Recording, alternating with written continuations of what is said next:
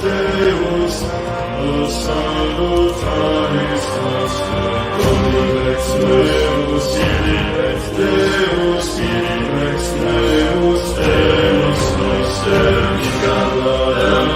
Dominex nostre, Ravamandeli, Arcangeli, Peripatetics, Ladamontem, Domino Majestatis,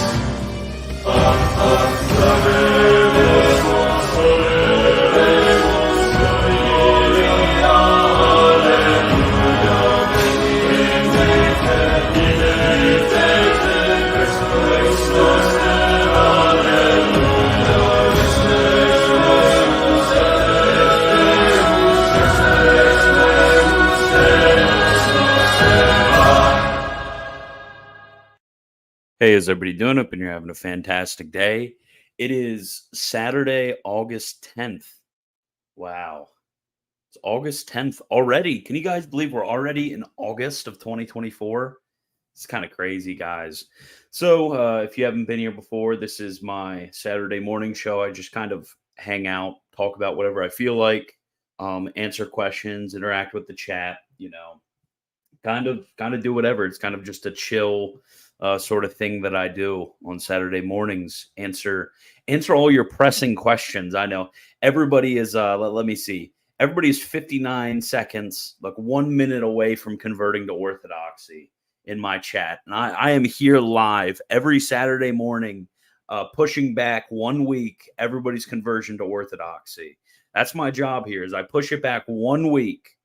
So I need to be here every Saturday morning, or all of a sudden there's going to be a wave of thousands of conversions to Orthodoxy. So I'm here for you guys. Don't worry, I'm stopping you guys from converting to Orthodoxy, to Protestantism. That I'm just pushing it back a week at a time, because if I keep pushing you back a week at a time, by the end of my life, hopefully, all you guys will be dead already. So I will have pushed you guys back far enough. I just need to carry the whole team here on the Saturday morning stream. Maybe I need to do twice a week, just maybe get some weeks stacked up. If you guys are watching twice a week, I'm pushing a week. Half a week goes, add a week. I'm getting a little bit ahead for you guys. Maybe eventually, you won't need me. I'll push back your imminent conversion later and later. But anyways, it's good to see a lot of classic Chads. We have Elijah. We have Mr. DN. We have our friend Anthony. We have a lot of. Let me see if there's anybody else I recognize. Yeah, you guys are crying right now because I'm not. Oh, we have our friend Joe right here. Man, you guys are crying if I didn't recognize your name. Oh, Mr. Chunky Crusader. Okay, we got everybody here. Hello. Oh, hello, Mr. BK. How's it going? Joe Mama, how's it going? Oh, Mr. Christian. By the way, you should stop being Lutheran. You should really leave Lutheranism and you should become Catholic. Yeah, where is Big Steve? Big Steve's always here. But yeah, Christian, please leave Lutheranism. Please, I'm just begging you. Converting to e-girl simping. Yes, that's exactly what's happening. There was something above there that I wanted to. Let me see. Something above here that I wanted to talk about. Yeah, why is term logic used by Thomist? Isn't proportional? It's propositional. Propositional logic better in every aspect. For those who don't know, categorical, or he called it term logic.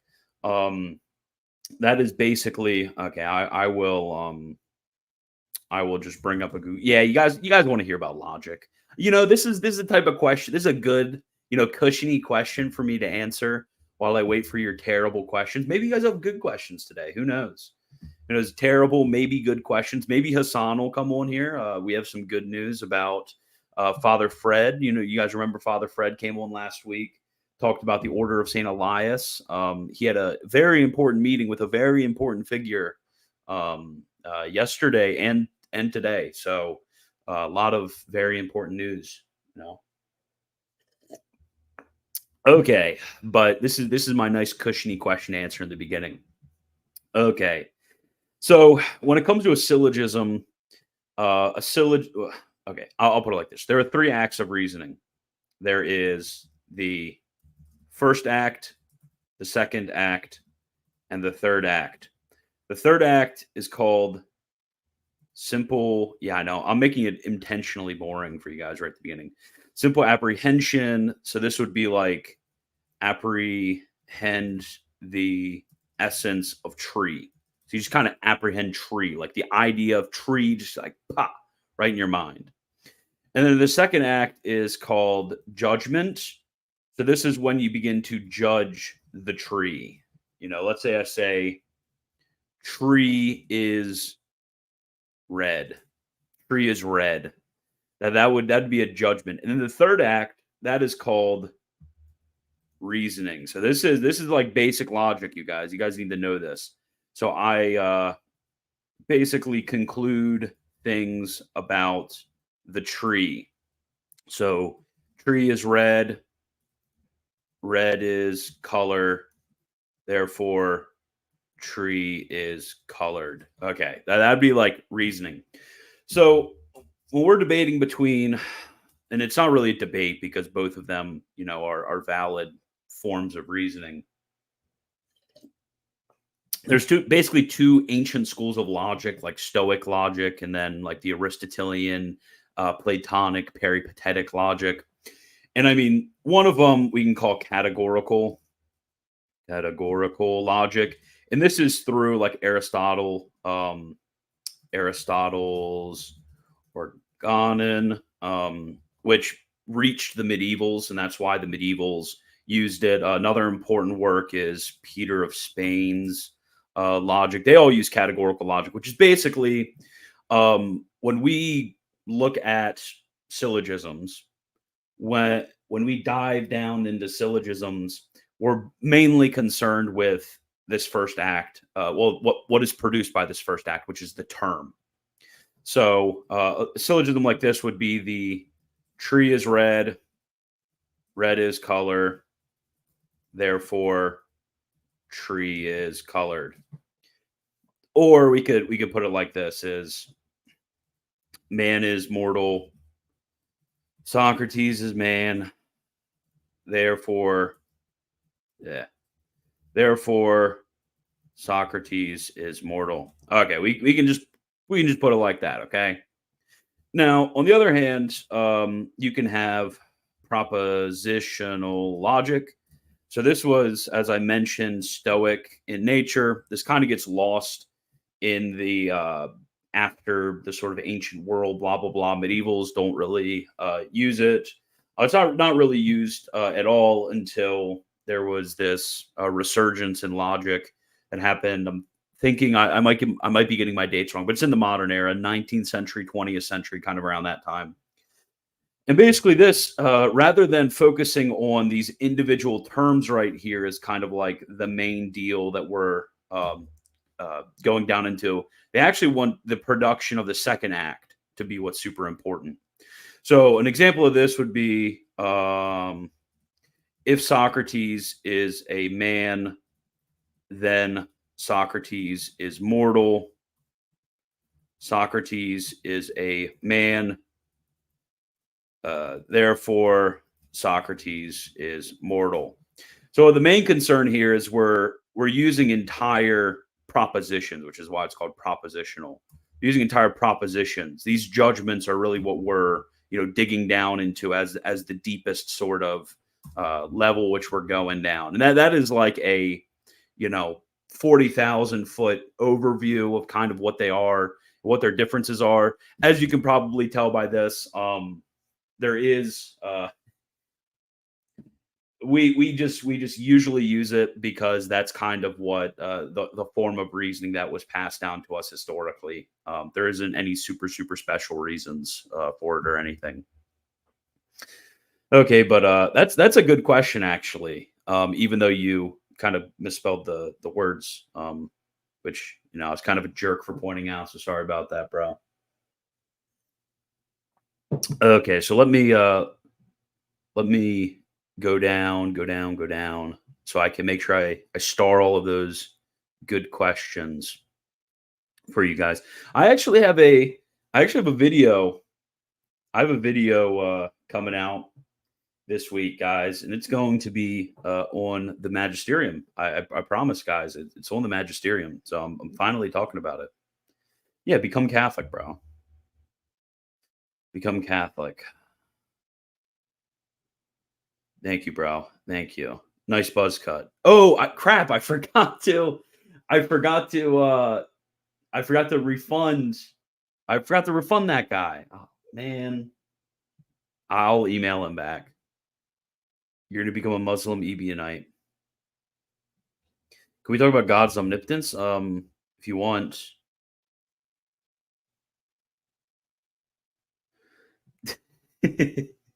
No, we're not gonna troll. We're not gonna troll Nick like that. I watched your Babylon B video yesterday. I told you that the guy who started calling you naive about the liturgy is an idiot. You gave him a great answer, and the Tard started talking about Bugnini. We're not going to troll Nick here. This is a Nick loving channel.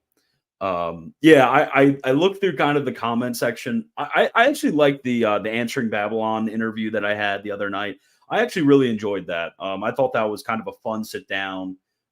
We obviously have our disagreements. But I just thought that was kind of like I feel like everybody there genuinely had a good time. And we had our disagreements and it was whatever. It definitely wasn't, a Loftonite style blow up sort of thing going on there from our disagreements. But I enjoyed it. I felt like I made my points about the liturgy pretty well. Because a lot of I felt like most people who were listening kind of understood what I was saying. Because basically, as I've said, my position is, yeah,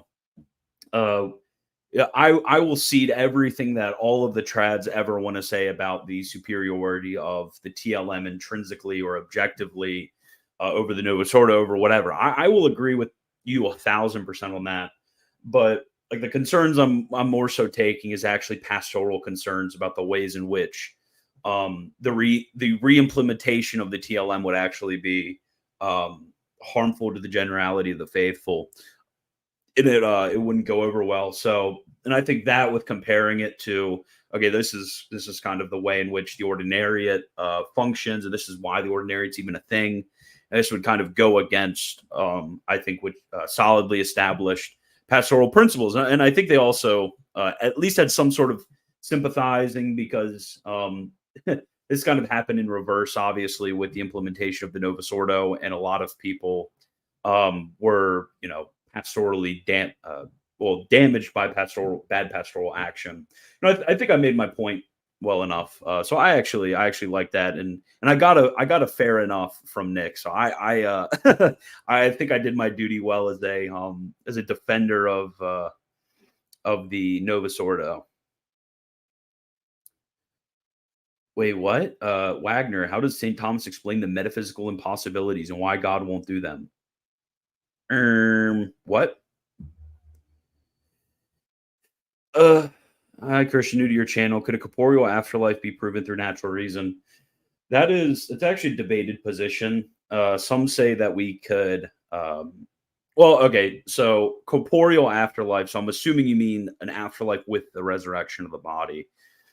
It's debated over whether the resurrection of the body can be proven through natural reason or not. I think it can't. I think the resurrection of the body is what's called essentially supernatural act. And since it's an essentially supernatural act, then it's not something that's knowable by reason, but we can give certain probable arguments for why it would be fitting. So a corporeal afterlife, like bodily resurrection, everything like that, I don't think that could be proven through natural reason. Yeah, that does happen. I know that. I know that does happen. Look, kayak is actually. I'm gonna be real with you guys. Kayak has actually gotten me reading some analytic philosophy on logic. I think it's pretty cool. I've always loved logic. That's something that has been one of the areas of philosophy that I've probably studied the most. So I'm actually pretty excited to keep reading on it. Yeah, and Kayak has always said that he thinks that is the most important contribution that actually analytic philosophy has had. And, it um, seems like it makes sense. Seems like it makes sense. Okay. Can you apply Thomism to analytic philosophy? Analytic Thomism. It's it depends on what you mean. I mean, I don't even like the term analytic philosophy. That's like asking, like, oh, can you apply Thomism to like continental philosophy and have like a continental Thomism? I mean, really, the only you could have differences of emphases. You could apply Thomistic principles to new problems. You could set it in differing forms. There's like a lot of things you could do to make it like analytic. It's just like what the heck is that supposed to mean? Analytic Thomism. I'm not really sure what that is supposed to be describing as a category. But I mean, there's various different ways that you could do it. Um, like there's different problems that get brought up in analytic philosophy. Again, whatever the heck that's supposed to mean. Different problems that get brought up. There's different style of writing. There's a lot of differences that could be sort of applied to make this synthesis. But as long as there's not a change in sort of primary and secondary principles, like I don't see why not. I guess, but that's a very ambiguous question, so I feel uncomfortable. Yeah, yeah. Everybody's crying about the ads. Yeah, game over. Um, any apostolic fathers who explicitly affirm predestination? Yes, Saint Paul.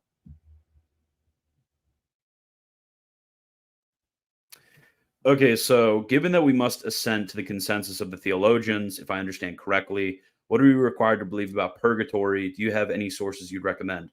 Okay, so consensus of the theologians. I've explained this distinction. I feel kind of weird being so low. Do you guys think I should sit up? I do feel weird sitting low like that. I think I should sit up. Yeah, let me know. Let me know in the chat if I should sit up or not. Um, yeah, I'll explain this real quick. A very, very important distinction that I'm going to bring forward for you guys. Okay, so get this all out of the way. Okay, so there's two ways in which there can be a consensus of the theologians, and let's call this one agreement, and let's call this one of faith. Okay, so basically, in the one hand, you can have all of the theologians come together and agree that something is the case.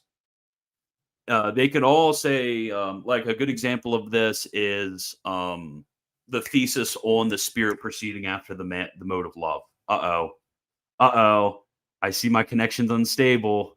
Okay, looks like it's coming back. Okay, so a good example of this. It's back unstable. Okay, let me see. Make sure I'm not disappearing right now. Am I good, guys? Okay, sit up. Everybody said sit up. Okay, I'll sit up. Okay. Wagner's the nuance king. Okay, it looks like I'm fine. Okay, nobody's complaining about my connection, so I will just continue. Okay, so a good one for this. Everybody agrees that it's correct. This would be the spirit proceeding after the mode of love, just like the son proceeds after the mode of intellection. That is a thesis in which all the theologians are in agreement. So this note would be called certain in theology. Certain in theology. And the opposite, so if you deny something like this is called an error in theology. So the error in theology is still a mortal sin against faith. So you cannot have an error in theology. That's really bad. So, but there's also another way in which all the theologians can agree. And this is if all the theologians say that this is not only true, but this is also of the faith. That's very distinct. So not only is it true, but it's of the faith. I'm trying to think of a doctrine which is established by consensus of the theologians as being of the faith. I can't think of one off the top of my head, but there are some. But this is a sentence of what we can call the ordinary and universal magisterium. So the theologians are authorized by the bishops of the world in order to teach. They're given a grant of teaching in this way, and this is an expression of the ordinary and universal magisterium. So this is actually in many cases, well, especially when we're talking about consensus of the theologians, it's something which is infallible, but it's also something which is de fide. And we can call this, if it's just the consensus of the theologians, the magisterium has not spoken of this. We can call this like an undefined dogma, if you want to call it an undefined dogma, or whatever. All that's important is that it is de fide, it's of faith, and the opposite of this is heresy. So there's two different ways in which we can talk about this. The specific theses about purgatory, I don't remember off the top of my head the specific theses about purgatory and what is and is not certain in theology versus more probable, blah, blah, blah, blah, of faith, blah, blah, blah, blah, blah. I don't remember all of those, but if you do, there's a good work which provides theological notes, and I think it's actually quite good in the theological notes it gives. Something like... unfortunately, something like Ludwig Ott, his theological notes are often really off. So yeah, it's pretty, succinct, and it's good in that way. But the issue is that its theological notes can be a bit wonky. Let me share my screen. Okay, right here. This Sacrae Theologiae Summa 4b on holy orders, matrimony on last things. This text, it's in English, by the way, but this text gives great theological notation. I haven't come across anything that I've disagreed with too much on the way in which they give theological notes. So if you want to look into it a bit more, get a more full answer than that, then that's a great work for you to, look into. Okay. Does the Trinity make number always exist? Well, okay, I will give you something to read, because when we say three persons, we don't mean three as in a number, as in a quantity. Okay, where does St. Thomas talk about this?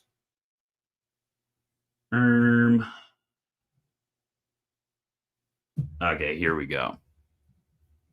So if you want to read about this, you want to have fun about this, whether the numeral terms denote anything real in God. There you go. If you want to read about this, there you go. Have fun. Have fun. That's all I have to say. Okay. Okay. Can a double formal cause view of justification be reconciled with Trent?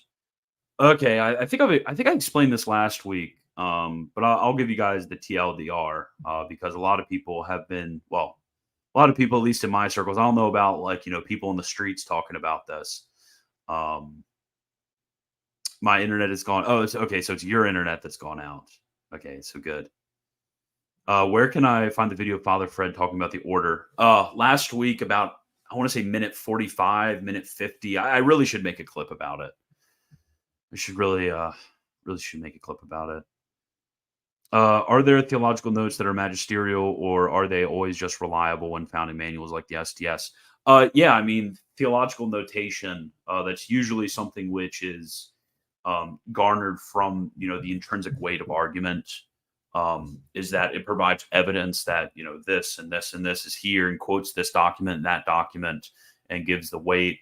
So yeah, it's a matter of interpretation, but we can have moral certainty about them by looking at manuals that have a lot of ecclesiastical approbation, like the STS, or looking at a multitude of manuals to see and compare, see whether there's agreement. But there was a question above. There's a question above that I needed to answer. Double formal cause. Okay. Double formal cause. Okay. I need somebody to help me with saving questions. Man, I really need a manager in the back, while I'm streaming to star good questions for me, because I'm trying to answer good questions while also starring good questions. Okay, but double formal cause, or some people call it dual formal cause. Okay, so formal cause just means equals make something what it is. Make something what it is. So, like the form of dog makes a dog a dog. or the form of chair. Let's say we got a worker, and this is the efficient cause, places the form of chair. This is obviously the formal cause on wood. This is the material cause to sit. And this is the final cause. Okay. The worker places the form of chair on wood to sit. Okay. So formal cause is what makes something what it is. So when we're asking the question of a double formal cause, the formal cause of justification, it's the question of what makes us just. What makes us just? Okay, that's the question at hand. What makes us just? So, what the Reformed are going to say is, some are just going to, how do I put this?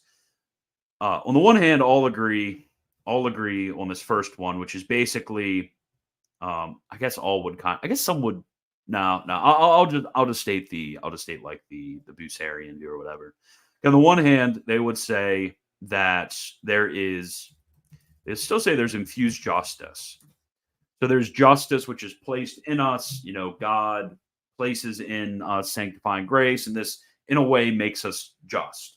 Okay, we have certain goodness within us, but they would say that because after baptism we still have concupiscence, because for them concupiscence is intrinsically damnable, it's intrinsically mortal. They would say that there needs to be an act of God's will, choosing not to impute that concupiscence or venial sins. They would say that there's an act on the part of the will of God, choosing to just not count those in terms of eternal punishment. So there's infused justice, and then there's this would be called non-imputation.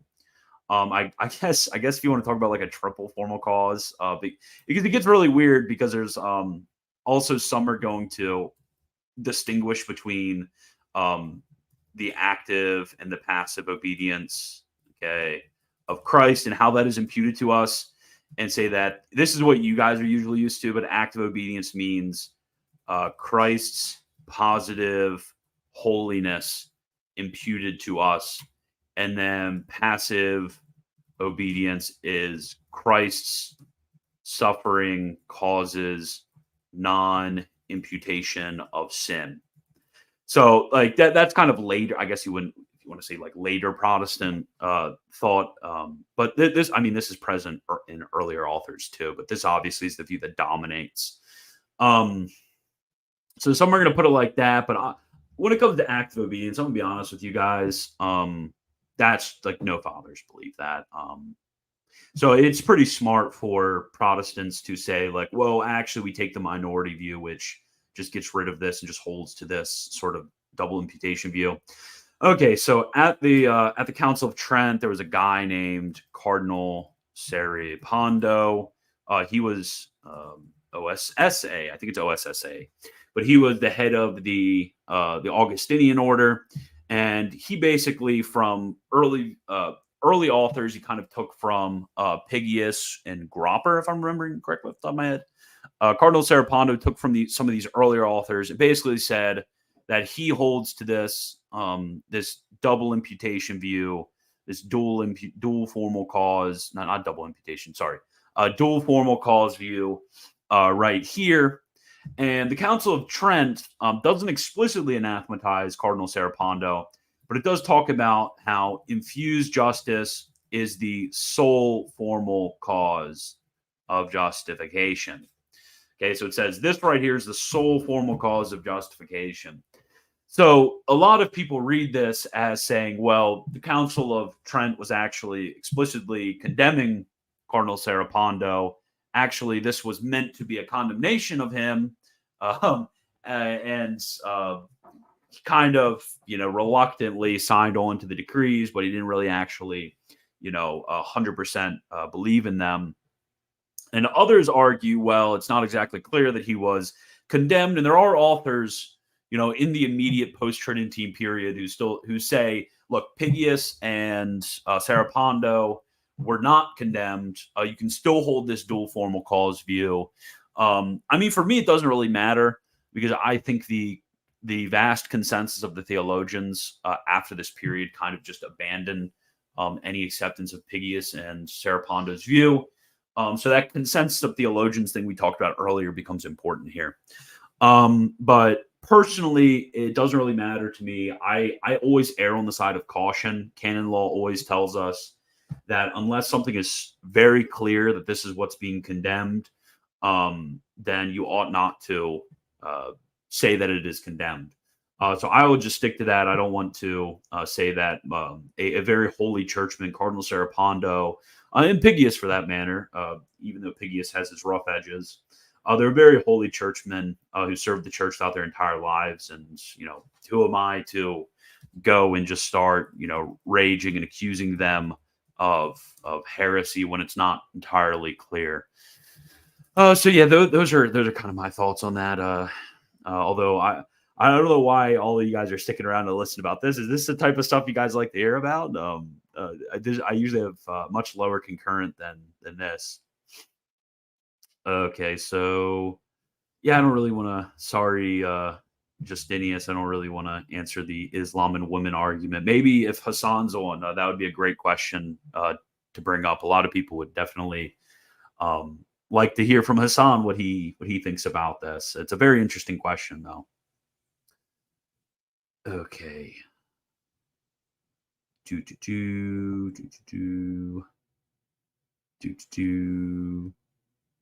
Okay, how come the Scholastics moved away from the Platonism in the Fathers and shifted towards Aristotle? Okay, this is another good question. It looks like my Wi-Fi bar is getting down. Oh, sorry, I'm so far back, guys. I'm so far back. I will try to get through questions. Obviously, if you want to throw a super chat in there, that would be an instant move forward for me. But yeah, I'm trying. Anytime I see good questions, I'm just going to answer good questions. This is a great question. Okay, so this is a good like Eris thing as well. We were literally just talking about this yesterday. Okay, so there was obviously, everybody knows, Socrates, and there was Plato, and then there was Aristotle. But everybody's minds kind of just like skip at this point. It's just like, question mark, question mark, question mark, question mark. We don't know what the heck happened, and then scholastics. So what that's kind of what everybody's view of the history of philosophy is when they're a Catholic. Socrates, Plato, Aristotle. We have no freaking clue. Then it's the scholastics. So there's actually a major, very important group of philosophers that are right here between the world of Aristotle and the world of the scholastics. And these were the philosophers who were influencing a lot of the church fathers. So these are called the peripatetics. Peripatetics. There we go. They're called the peripatetics. So the peripatetics, they did something very interesting, guys. And this will sound familiar. What the peripatetics did is, I think Ammonius has a quote where he's like, in order to be a perfect philosopher is basically to read and reconcile Aristotle and Plato. They were commentators on the works of both Aristotle and Plato, although Aristotle kind of took a pride of place in the schools. So in the East, if you got a good education would involve a lot of sitting in on lectures and commentary on the works of Aristotle, and then eventually Plato. This is what a good education would look like, is they would comment on the philosophers. So that is what was happening before the scholastics and after the ancient world. So this is the world that like a 3rd, 4th, 5th, 6th century father would be learning in. Is they would be learning, ironically enough, in the East, especially in the West, to a much more limited degree. You get like St. Augustine heard lectures on the categories and stuff like that. You get Boethius introducing a lot of the Eastern peripatetic tradition into the West through his commentaries on some of the works of Aristotle. But in the East, you just get a normal education looking like being lectured about Aristotle. I mean, it was just like a medieval university. It's kind of crazy. is they both had these continuous traditions of lecturing on Aristotle in order to learn philosophy, and that very much influences it. I mean, if you look at Saint John of Damascus's Dialectica, and you get a modern edition with footnotes, you'll see that St. John of Damascus, when he learned philosophy, he learned it from these peripatetics who are commenting on Aristotle. So this is the language in which the fathers speak. So kind of when you take the unique peripatetic idiom and translate it into the unique medieval scholastic idiom, it's kind of scary how similar, how uniform that they are. So I would absolutely, completely, and unequivocally deny that there is a movement from Platonism in the fathers to Aristotelianism in the medievals. They were doing the same exact thing with the way in which they approached philosophy. I really don't think that there is this big shift that happens, except in form. I would say that's the only way in which it happens. Like you have to go in and go to the commentaries on Aristotle by Boethius, and go into the commentaries on Aristotle by Saint Boethius. Go into the commentaries on Aristotle by St. Thomas, or go to the Dialectica of St. John of Damascus and go into, I don't know, the Logic of Peter of Spain, and show me where the movement from Platonism to Aristotelianism is, and then I'll concede. I've read all these works. I've never seen this big shift happening. It really is just a change of idiom, if you may. But absolutely great question. Thank you for that. Okay. Yeah, where's lofting clickbait? Yeah, it is clickbait. Cry about it. Okay. Wait, so River, I'll have to talk to River about it. You should have River on to talk about your disagreements about the objective superiority of the TLM versus Novus Ordo. I would definitely I'd definitely have him on to talk about that. The Krakow Circle? Talked about by who? Why would they talk about the Krakow Circle in like medieval Thomistic philosophy? That doesn't make any sense. I mean, I'm sure you could find Krakow Circle Thomism. There we go. We have some that are talking about it, you know. Here we go. We have some that are talking about it.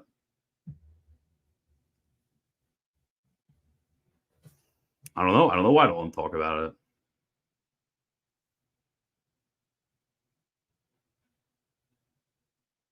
Mm-hmm. So true. This is actually okay. This is always a complicated question, but this is a good question. Okay. I'm way far behind. I'm just I am just you know. Am I reading the history of formal logic? No, I don't think Kayak gave me that in his book list. Okay, so can the beatific vision be discovered by natural reason alone as a possible end of man? As possible, no, because possibility would require that we understand. Well, that we know sanctifying grace. Basically, that we know sanctifying grace in its essence as proportion to the beatific vision. We can give certain probable arguments for why it would be like really great for man to have the beatific vision. But no, we cannot be discovered by natural reason alone as a possible end of man. Although I guess the way in which we usually use possibility in like colloquial English is not really connected with strict demonstration. But what I mean by possible is basically you can strictly demonstrate that man could be proportioned to such a thing, which I don't know if that's what you mean by possible. Okay. Mm-hmm. I'm not sure what this question is supposed to mean. Sorry.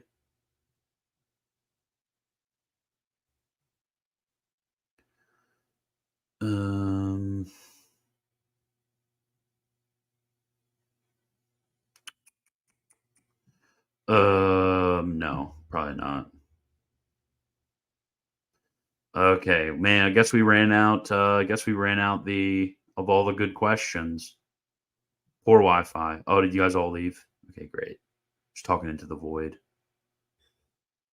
No, no, no. Mr. DN. DN, you don't understand. Mr. DN. Uh, uh, Mr. DN. The consensus of the theologians can be magisterium because there's a thing called the ordinary magisterium, my friend. The ordinary and universal magisterium. That's a thing, okay? Mr. DN, you got to read Vacant. There's a good work by Vacant. Okay, ordinary magisterium, blah blah blah. Vacant. There we go. If you want to read more about this, our good friends at WM Review, just as a NB, they are set of a contest, so just be aware of that. By Vacant, the ordinary universal magisterium of the church. So yeah, he talks about this. Just read this. Read this, my friend. You probably have a way too limited view of the magisterium. Oh my gosh. You guys are asking about that every week. I've literally talked to Kyoto about it. That was like 2 years ago. You guys have been asking about it every week.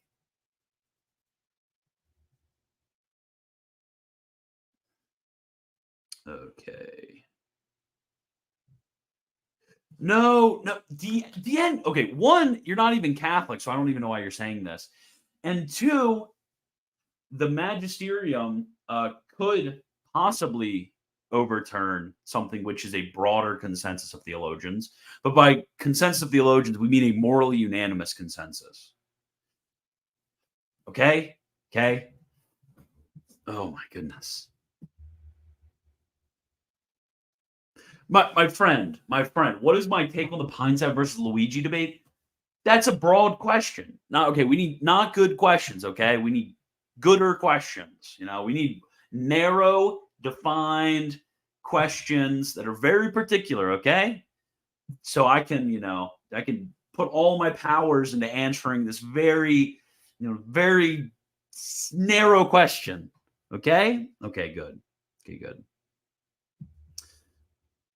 Okay, great. What is considered a theologian? Are there specific schools or bishops overseeing them? Great question. Okay, so by theologian, we actually, what's important is the age of the theologians is actually done. So like if I went and studied formally at a pontifical university and got my STL and started teaching at university, I wouldn't be a theologian in the sense in which we talk about the consensus of the theologians. Because the basis for the consensus of the theologians was the careful watch and official status which had been given to the theological schools in settling certain theological disputes. The age of the consensus of theologians is done. Okay, so I do see super chats below, so you guys are moving me forward. Okay, so Alex asks, what role do you think that Islamic and Jewish medieval philosophers should play in modern Thomist instruction?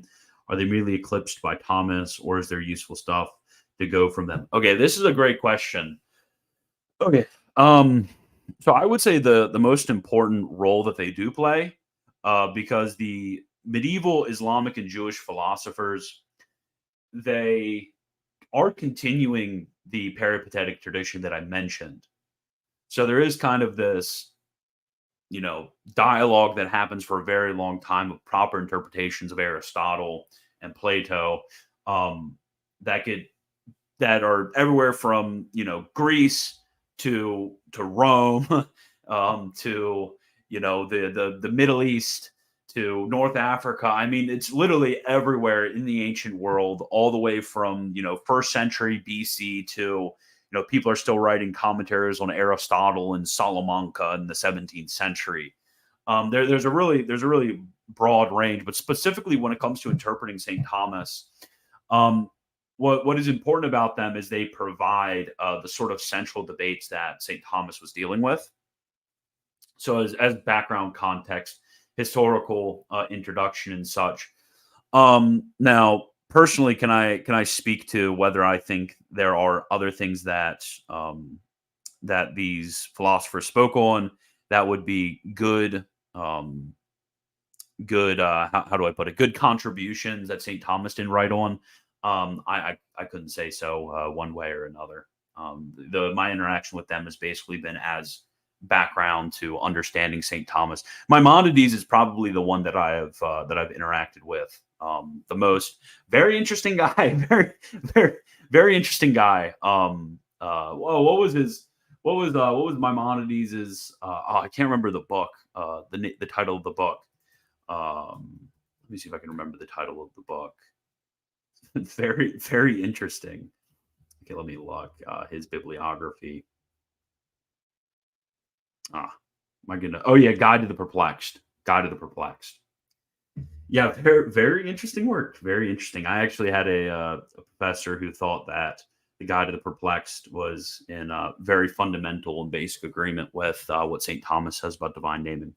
Very interesting. Very interesting, although slightly different. Okay. They're all Thomas actually. Okay, so can we still understand the concept of species the way Aquinas did when biology makes it more nebulous? Friend, friend.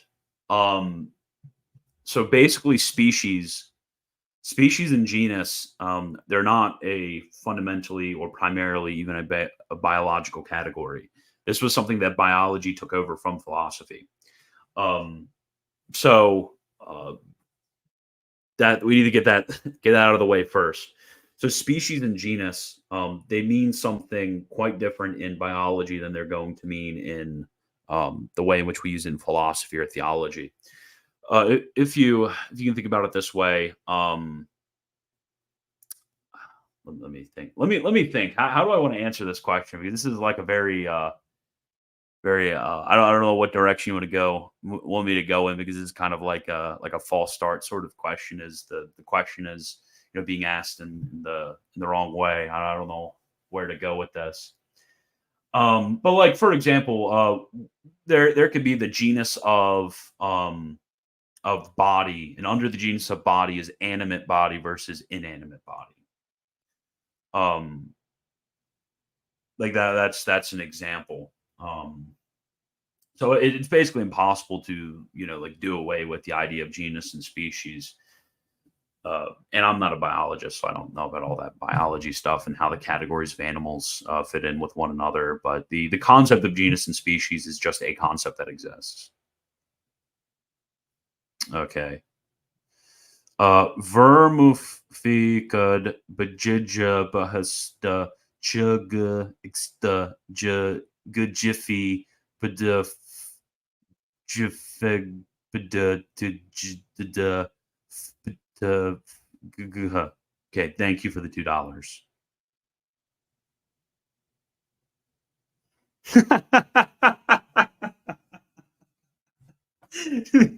This Shania girl has really opened my eyes. I now think women shouldn't be allowed on social media even if they don't post pictures of themselves. Dude, you literally read my mind. Oh man, I won't yap and yap and yap about the whole e-girl situation again. I already did a whole stream on that. But the second wave e-girls with Shania or Shanina or Shaniqua or whatever her name is. That really opened my eyes up. I looked at that and I was like, those arguing that women should just not be on social media at all, they might have a little bit of a point, guys. Like, hear them out, let them cook. Like all day yesterday, not all day, I was in a space for probably like 2 hours yesterday.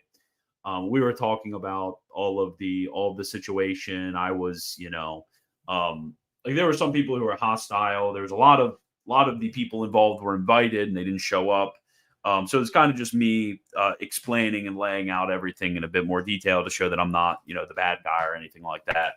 And I was like, I don't think people should be, calling them these names. I don't think people should be doing this. I don't think people should be doing that. Like I've said this from the beginning, and if there's any confusion, that is not coming from me. Okay, I'm the one who's told people to keep straight. You guys are the ones who are letting this get out of control.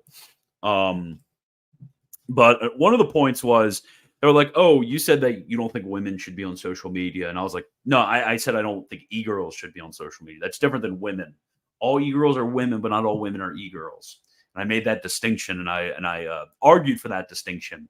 But then last night, I got into this argument with a different woman, Shaniqua or whatever her name is, and I had an epiphany. I'm like, no women ever. Now, no e-girls. Now, no women. I mean, I'm just joking, guys. I'm just kidding.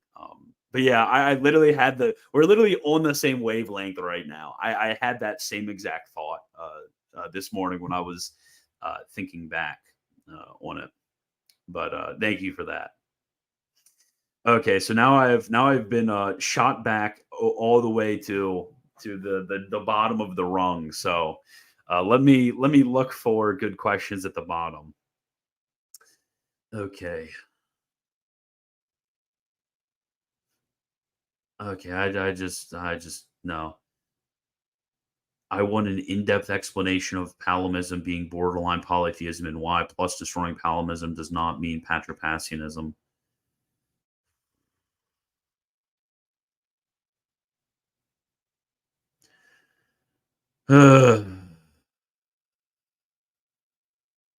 Okay, first you have to give me an in-depth explanation for why Palimism is not borderline polytheism and why affirming Palimism does not mean patripassianism. So once you can explain all of those connections, then I'll actually give you an answer. I feel like people just like hear these things and don't really understand what the argument is in the first place, and then just like spam my chat with it.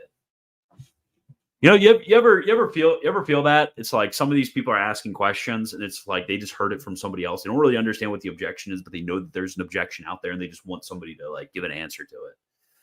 Not going to fall into it. Not going to do it. Not going to patripassian it up.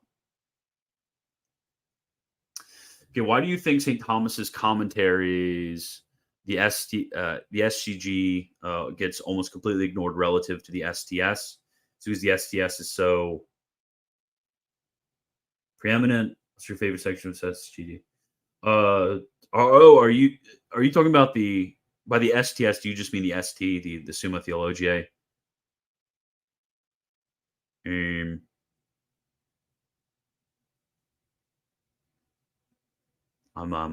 I'll answer it like it is. Okay. I mean the Summa Theologiae is meant to be a basically the perfect outline, I guess you could say, for discussing theology. That's what it's meant to be. Now, obviously, and unfortunately, there's certain things that weren't treated by St. Thomas, like he doesn't have major treatments of ecclesiology. For example, we discuss a lot more things in Mariology. We discuss a lot more things when it comes to fundamental theology and stuff like that St. Thomas kind of treated more so in passing. So it's a great outline, but we've really been building upon it as an outline. But like as a fundamental outline, it's amazing. So that's why the ST gets treated so much more. It's because it's meant to be this sort of great educational tool, great educational outline. But with the Summa Contra Gentiles, Sylvester Ferrara did write a commentary on the Summa Contra Gentiles. But the Summa Contra Gentiles comes along more as like an apologetic reference guide or handbook, to where, you know, if you're arguing with somebody, you need some arguments and some responses, then you kind of flip to the section and read the section. It reads a lot less like a synthetic educational resource like the Summa Theologiae is. So that's why. Okay, you did mean the ST. Okay, thank you. Thank you. I was didn't want to answer the wrong question, but thank you for the super chat.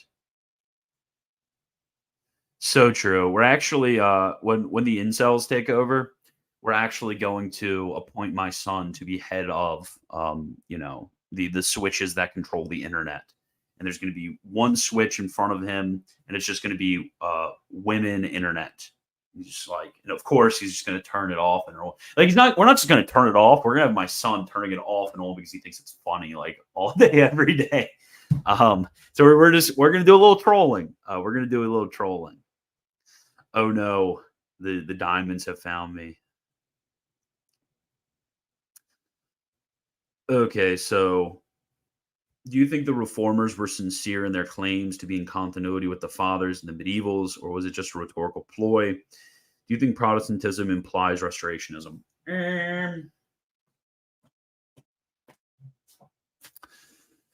I think they were sincere in thinking that there was. They basically thought about it in terms of precedent.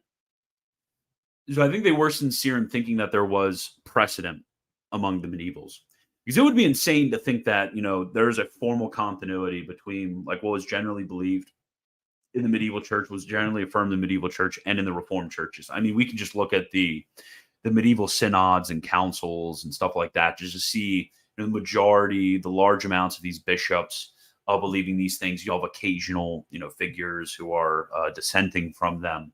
So I think it is genuine for them to claim precedent. I don't think the claim was ever just pure continuity. I think they were genuine in claiming St. Augustine. I just think they were wrong about that.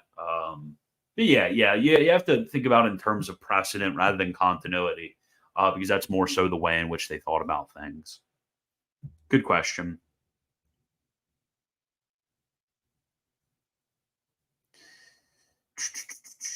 I see Michael Lawson thumbnail. I click smiley face, smiley face. Okay, how is only the person of the Son made incarnate if that's not a hypostatic property? Okay. See, this is why you guys need to read the peripatetics. This is prime reason for reading the peripatetics. You must read the peripatetics, because if you read Porphyry's isagogy, I've never known how to pronounce that. Somebody tell me how to pronounce that, chat. But if you read Porphyry, this makes perfect sense, because a property or a proper accident is that which constitutes something in its species. So this is appropriated to Trinitarian theology. So when we talk about a property of the Father is that which constitutes the Father, property of the Son is that which constitutes the Son, property of the Spirit is that which constitutes the Spirit. It's not just merely anything you can predicate of any of the persons. Okay, we good? That's you guys need to be reading your Porphyry, okay? If you're not reading Porphyry, get out of my live stream if you don't read Porphyry, okay? Okay. James Dolezal brought me here. What, you mean like that James Dolezal? No way. Did James Dolezal read me? That's hilarious. I mean, does James Dolezal watch my videos? That's hilarious. Yeah, James, I have a message for you. Stop being Baptist, please. Become Catholic. Those who don't know James Dolezal, he's a how do I put it? He's a Baptist who's interested in scholasticism. I know you guys may say, okay, that sounds weird, blah blah blah blah. But he did actually some work on doctrine of God that was pretty good. So James Dolezal, he wrote a book on simplicity. Let me see what else he wrote books on. I'm gonna. He has a page on Ligonier. Don't never tell James Dolezal about my Ligonier background. Don't tell him.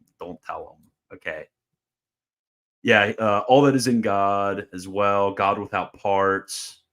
I think those are the only two. Looks like. Oh no, the Lord is one, reclaiming divine simplicity. Yeah. He has some good books.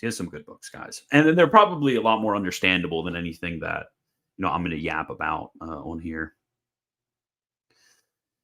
Okay.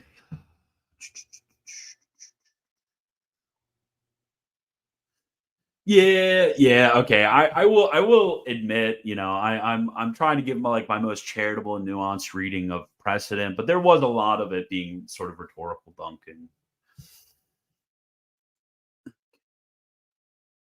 I need a book recommendation on the liturgy. Ask River. River will give you massive amounts of answers.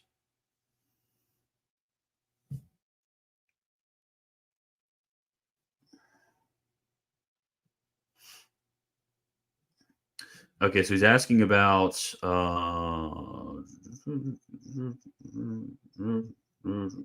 yeah, so this is the question of basically there are certain questions of conscience and moral theology of people asking the question like, hey, if I if I, have a moral quandary and I have a question about what is the moral law here? Like, let's say I don't know whether, it's okay for me to, I don't know, what would be like a really weird one.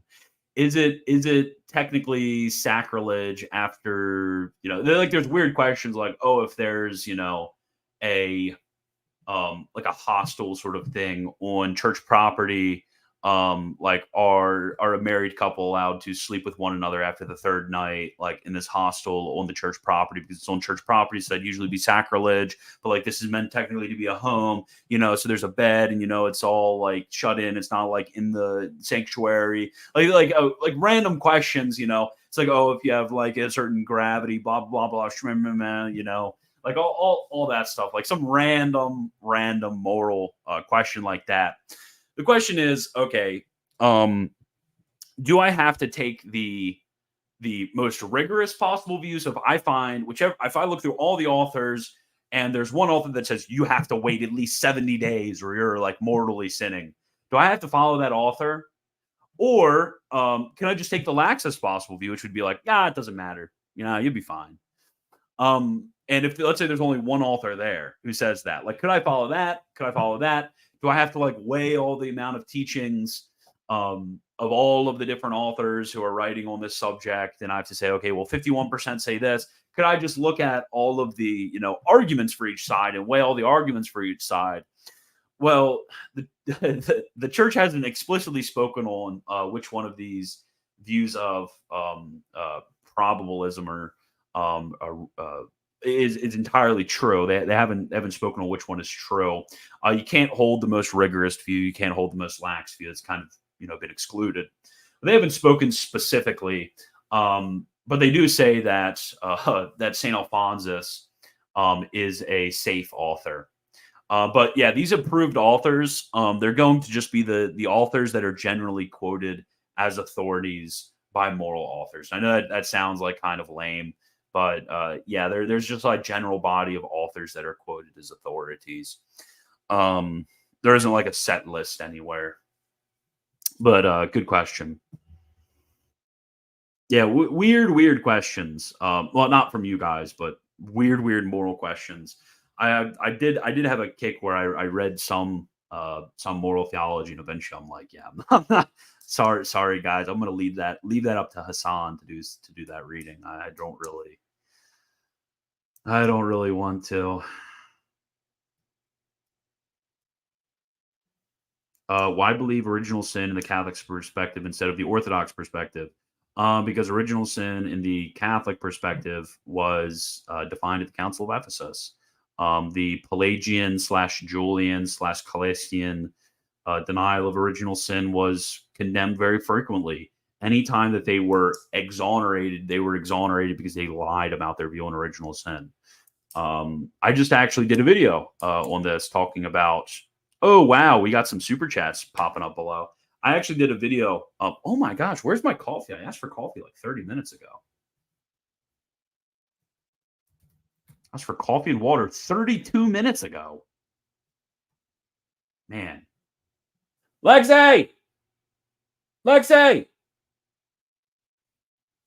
She forgot. Game over. It's so over, boys. Okay, what was I saying? Oh, yeah, I have super chats. Yeah, I just made the video, last week. Go watch my video about Julian Scholastics, all them bad, blah, blah, blah. You guys know what to do. Wait, man, she hasn't even started them yet. Okay, were there times pre-schism that Eastern patriarchs settled disputes with each other by getting Rome to settle it? Let me try to think. Think. I'm trying to think of particular instances. There were disputes in the East that were like appealed all the way up to Rome. I'm trying to think of a dispute between patriarchs in particular that were settled in Rome. I know there were like between like a patriarch and like a bishop or a patriarch and metropolitan. Trying to think of between two patriarchs. Oh, wait.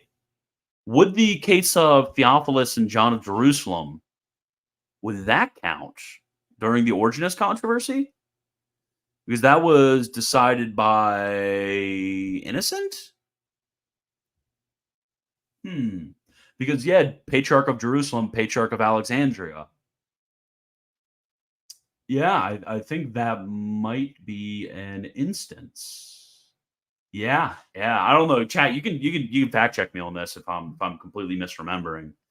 But I think that would be an interest. That would be definitely a, a case of this. Okay, so I was challenged by a friend who said that the subsists in idea in Lumen Gentium is clearly heretical, as it clearly contradicts Pius XII, Pius X, Pius IX, and Gregory XVI. Obviously, I disagree, but I don't know what to say. Yeah. So actually, guys, this is a expert gamer move right here. So the Wikipedia page on subsistin is actually really good. It goes over some of the history of interpretation.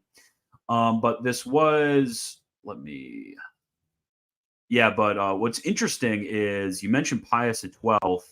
Here's an expert sort of analysis from Wikipedia. Yeah, I'm sorry, I'm answering your 20-pound question by a Wikipedia article, but the article is really freaking good. I'm gonna be honest, guy. I'm gonna be honest, chat. The article is really good.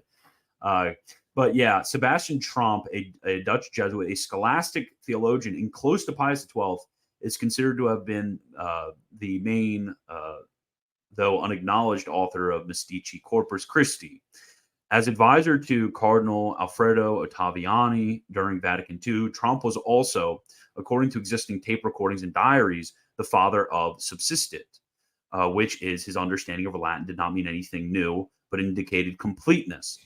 So really what I think is all funny about this entire debate is it's actually, it contradicts Pius XII, but literally the guy who wrote Mystici Corpus, which is usually quoted as the document for Pius XII that contradicts Lumen Gentium. The guy who wrote the document from Pius XII, Ghost wrote the document for Pius XII, was also the one who wrote the text from Lumen Gentium. Or at least place the subsists in Lumen Gentium.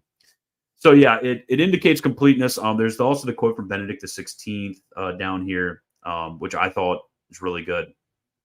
So the concept expressed by is far broader than that expressed by to subsist. To subsist is a very precise way of being, that is, to be as a subject, which exists in itself.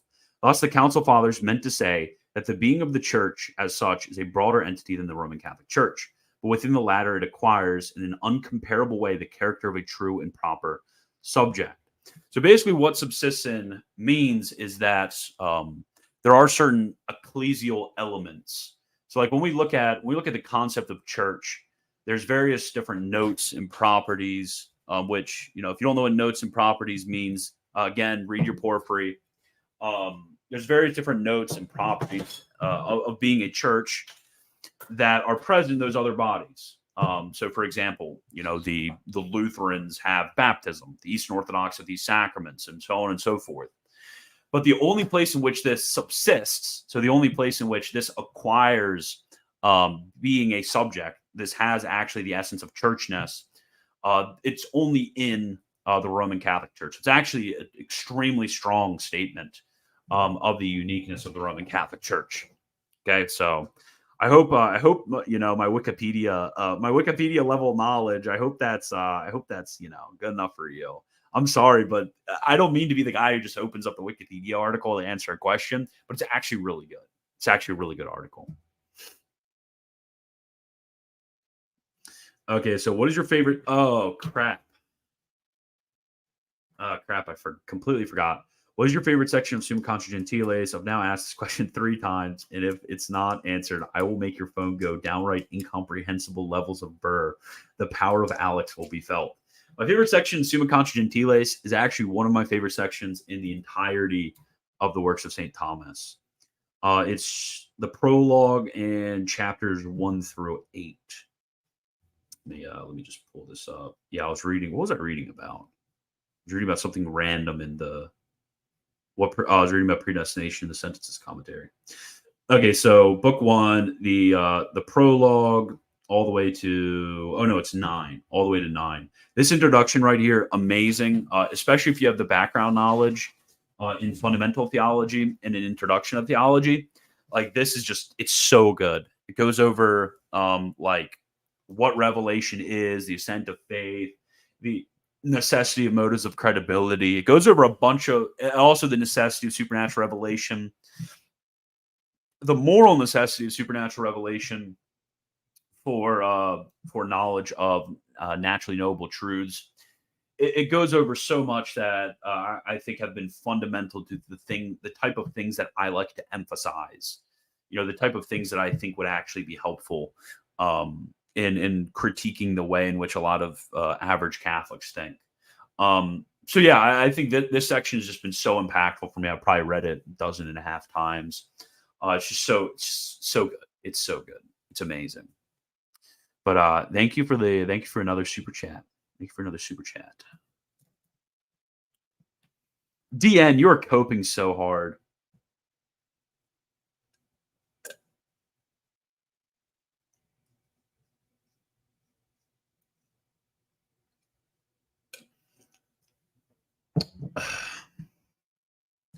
How should we understand the concept of deficient cause?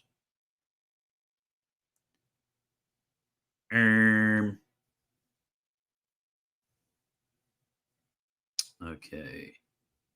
So true. So true. Trying to see if there's anything that I want to answer.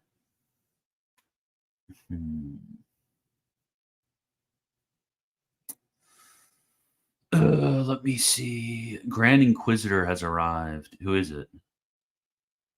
Who's the Grand Inquisitor?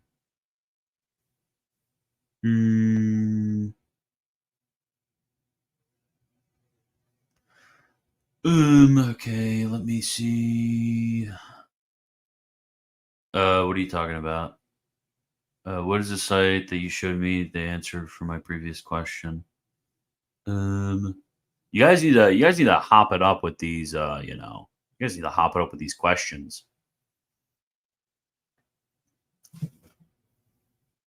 Oh, Catholic presuppositionalism. No.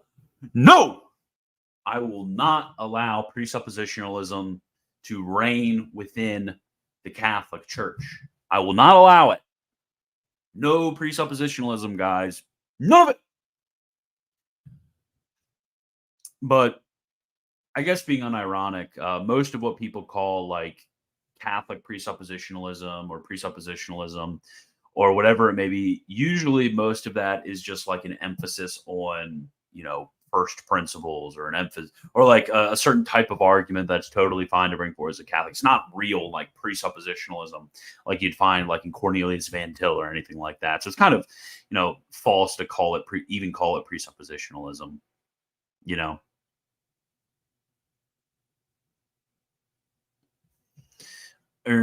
Sorry if it's a low IQ question. You know me, Waxner. What is a simple breakdown of exactly what is meant by appetite, will, and passion? See, this is a good question. You guys need to be more like Alex. Man, sending super chats and giving good questions. I mean, that's like the ideal listener, right? Right. Okay, I'll answer this. Then I got to run to the bathroom real quick. So I will like I don't know. I'll play you guys something while I'm in the bathroom, so you guys don't get bored and all leave. Okay, so basically you have appetite is that which is drawn to the good. And then you have two different types of good. You have intellectual good, and the appetite which draws to intellectual good is called the will. And then you have sensible good. So usually we call these the appetite which draws towards the sensible good. We call those the passions. This could either be concupiscible, which is towards sensible good as such, or the irascible, which is toward sensible good, secundum quid, that is against evil. So evil insofar as it is related to good. So yeah, those appetite, intellectual good, will, sensible good, passions, either concupiscible or irascible. But good question. What do you guys want to watch while I'm gone? I mean, I'll find something right up on YouTube for you guys to listen to. Maybe we gotta put on the latest religious hippie video. I have to make sure it's something that I won't get money taken away from me. Those.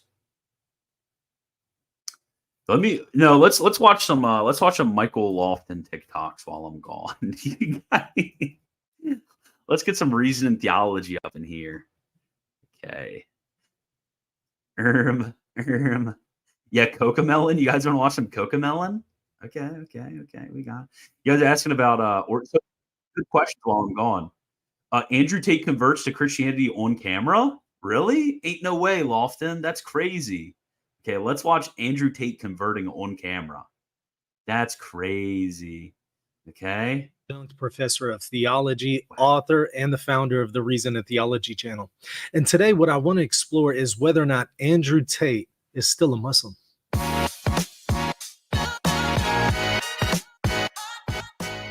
Well, even people who don't know very much about Islam know that Muslims do not believe that Jesus is the Son of God, nor do they worship him.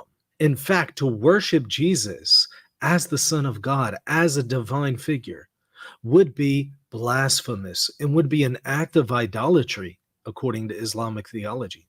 So because of that, we would not expect Andrew Tate, who claims to be a Muslim, to worship Jesus, right? Well, you might be surprised. Take a look at this clip from just a month ago. Everyone from every town in every village, from here to Vladivostok in Russia, the Orthodox Christian part of the world, Armenia, Georgia, Romania included, all goes to their local church and lights candles from a flame brought from Jerusalem. That's actually extremely cool. It is very cool. Because in the West, we have nothing that can unify people and get them out of their houses besides gay pride parades. Yeah, gay pride parades are all that unifies people and gets them out of their house. All the straight people go out and dance in front of gay men and twerk. Whereas here, Jesus gets us out. Amen. Well, we're wearing a shirt and we're with him. So we are going to church. Well, I'm going. So it's midnight and we're going to worship Jesus. Yeah. Is that like the whole community? The whole community, everyone in this country will go out. So we're a bunch of guys getting in their supercars on a mission to go and praise Jesus. Basically, yeah. Praise the Lord. Let's go. Amen. Nothing more inspirational than saddling up with your boys in a bunch of supercars and taking time out your day to go and praise the Lord Jesus Christ. Praise the Lord Jesus Christ. Jesus is my mate. Mine too. Andrew, you're at church with me. Yeah, absolutely. It's amazing. See, us Christians and Muslims, we can unite over love for Jesus Christ. For those that don't know, it's Easter Sunday, and we're at church. Okay, so a couple things here. Number one, when it comes to the New Testament, when Jesus is called the Lord, that is a reference to his divinity. So this is completely incompatible with Islam that says Jesus is not divine.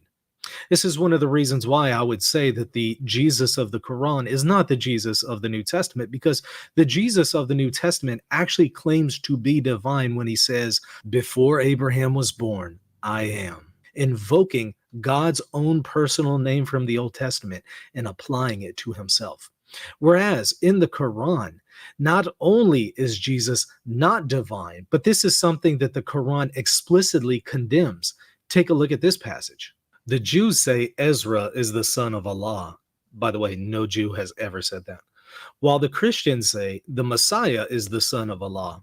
Such are their baseless assertions, only parroting the words of earlier disbelievers. May Allah Okay, how's it condemn going, them. chat? How can they be deluded? Was this good? Was this good? You guys like this? Was this good? You guys want to finish it? You guys want to finish it? You guys like that? Yeah, is Lofton even alive when he's reacting? Is that anyone? Horrible. It's horrible. Is this terrible? Please turn it off. Okay, guys. Okay, I'm just making sure. Look, I had 0 loss when I went to the bathroom. Wow. Okay, that's good. That's good. I might need to do this in the future when I have to run for a few minutes. He's usually like tanks my concurrent every time I leave. Continue. So who wants me to continue? Okay, let me put up a poll. Unless somebody puts super chat me, guys, and I'll do whatever you decide. Somebody want me to continue it? Okay, let me put up a little poll. If not, it's just will of the people. It's just completely will of the people. Okay, let me bring it up, guys. We'll figure this one out. Why am I getting a? What? Yeah, you want me to talk about slavery? I might actually talk about slavery. My favorite Novus Ordo streamer. Continue. Oh, Joe. Okay, I'll still do the poll. Figure out what the will. Should I continue? Okay, because there's only like 30 minutes left. You guys want me to finish the last 3 minutes? I'm end the stream. End the stream. Okay, that would if I continued playing the video, that would give me some time to look through stop this nonsense. That would give me some time to look through and find all the good questions. This is like a bit of an intermission.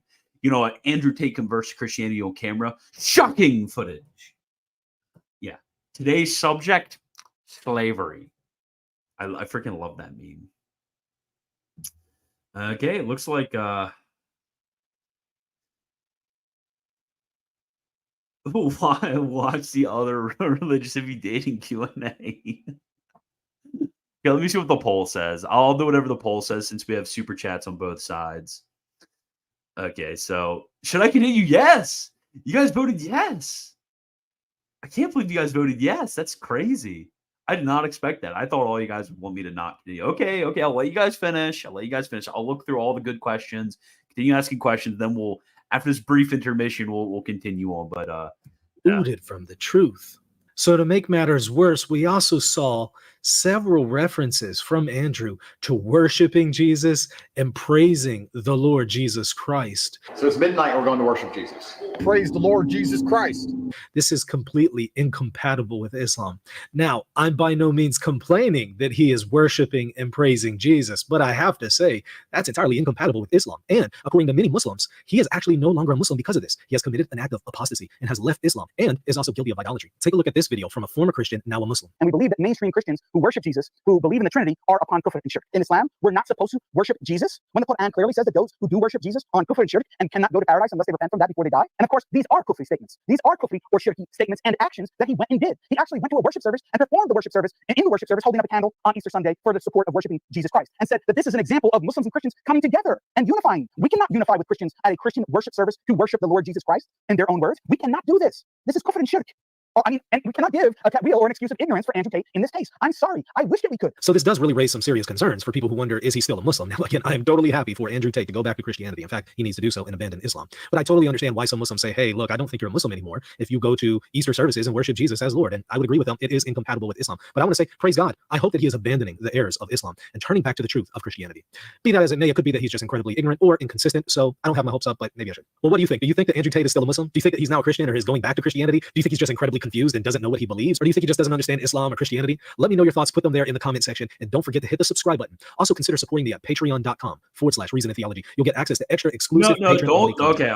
Nope. Not his Patreon, my Patreon, guys.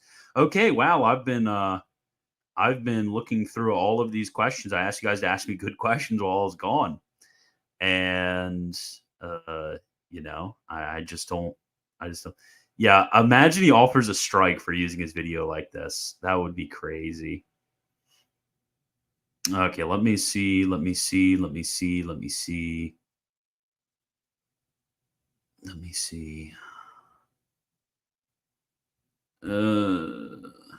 can't remember the difference between the two. I know there's like a difference. I think Poll talks about this. I think everybody talks about this, actually.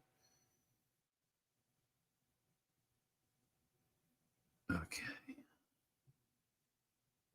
I don't remember off the top of my head. I already said no earlier. No. Stop. I'm gonna... Stop. Okay.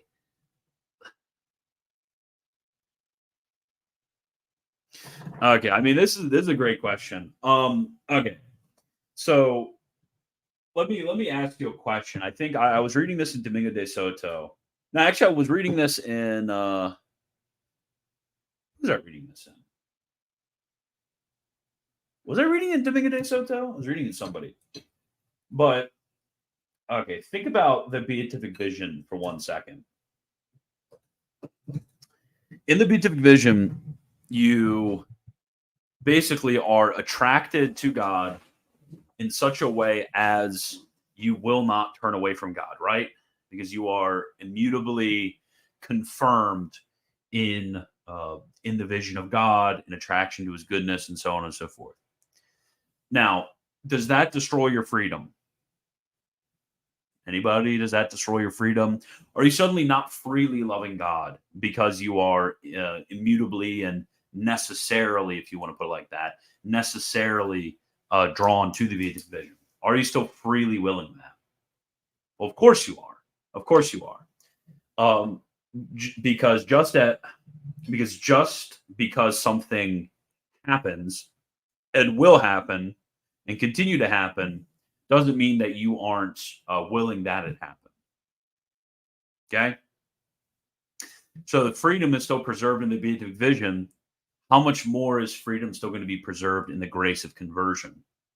The grace of conversion, of course, liberates and frees your will in that you are willing that this happen. But it's just going to happen. No, it's going to happen, and there's no case in which it doesn't happen.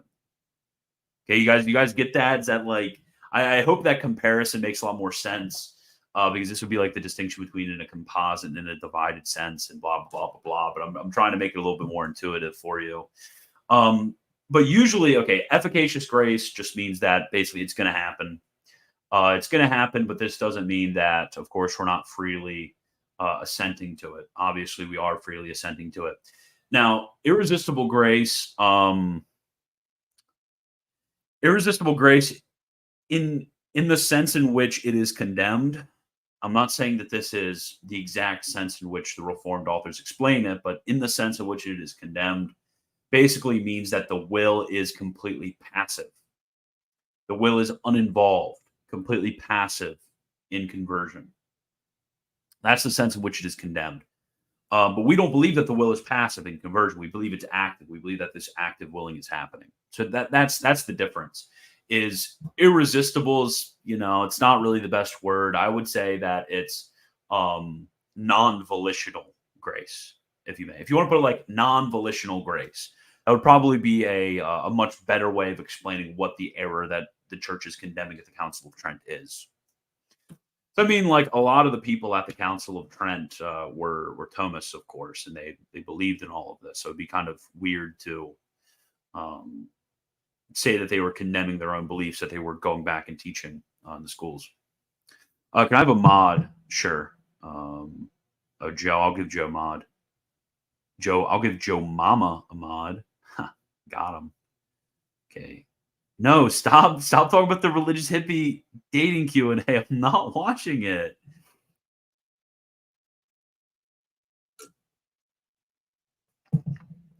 You guys suck. Okay, I'm still adding Joe as a moderator. Stop spamming. Stop. What is wrong with you guys? How am I supposed to answer questions if there's just all these religious hippie dating Q&A things? Oy vey. I don't know what to do, guys. Look. For all of you guys, look, all these individuals.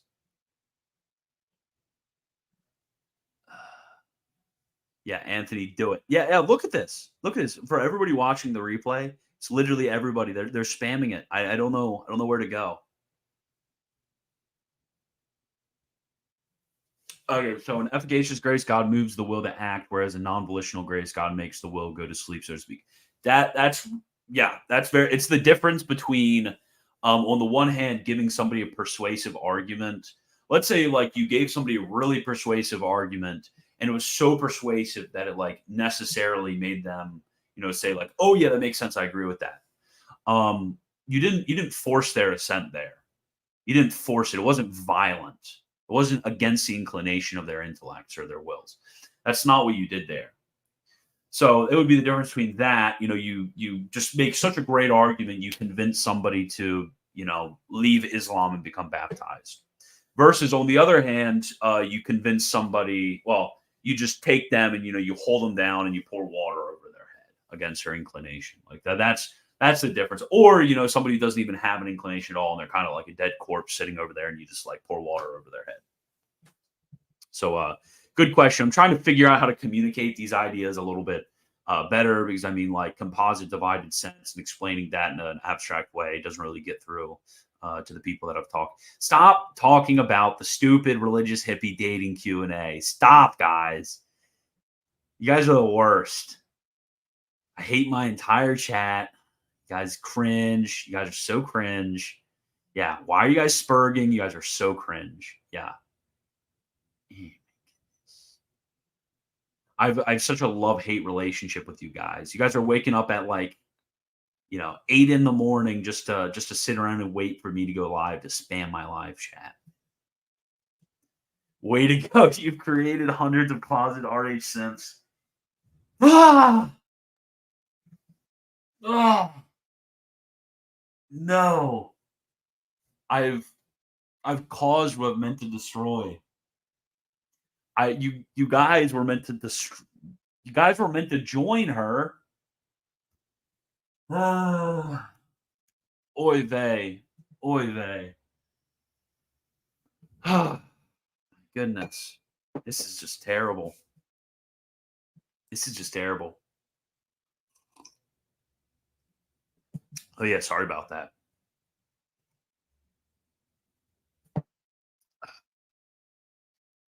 Oh my goodness. Okay, let's see. Okay, oh my gosh. Now you guys are sending super chat. Why don't you add M as a moderator? I don't know who M is. Oh, you're M, but no. I need the capital M, not the lowercase m as moderator. So who's the capital M?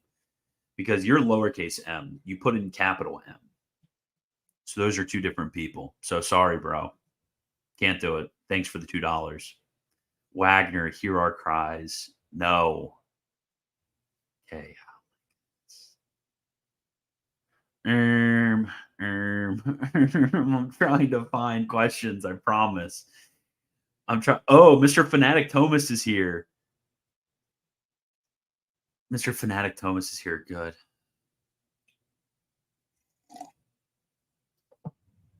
Wouldn't it be really funny if I just deleted a super chat? What super chat was it? What super chat was it? Which super chat was it? Which one was it? You'd really delete a super chat? That's kind of funny. Not gonna lie.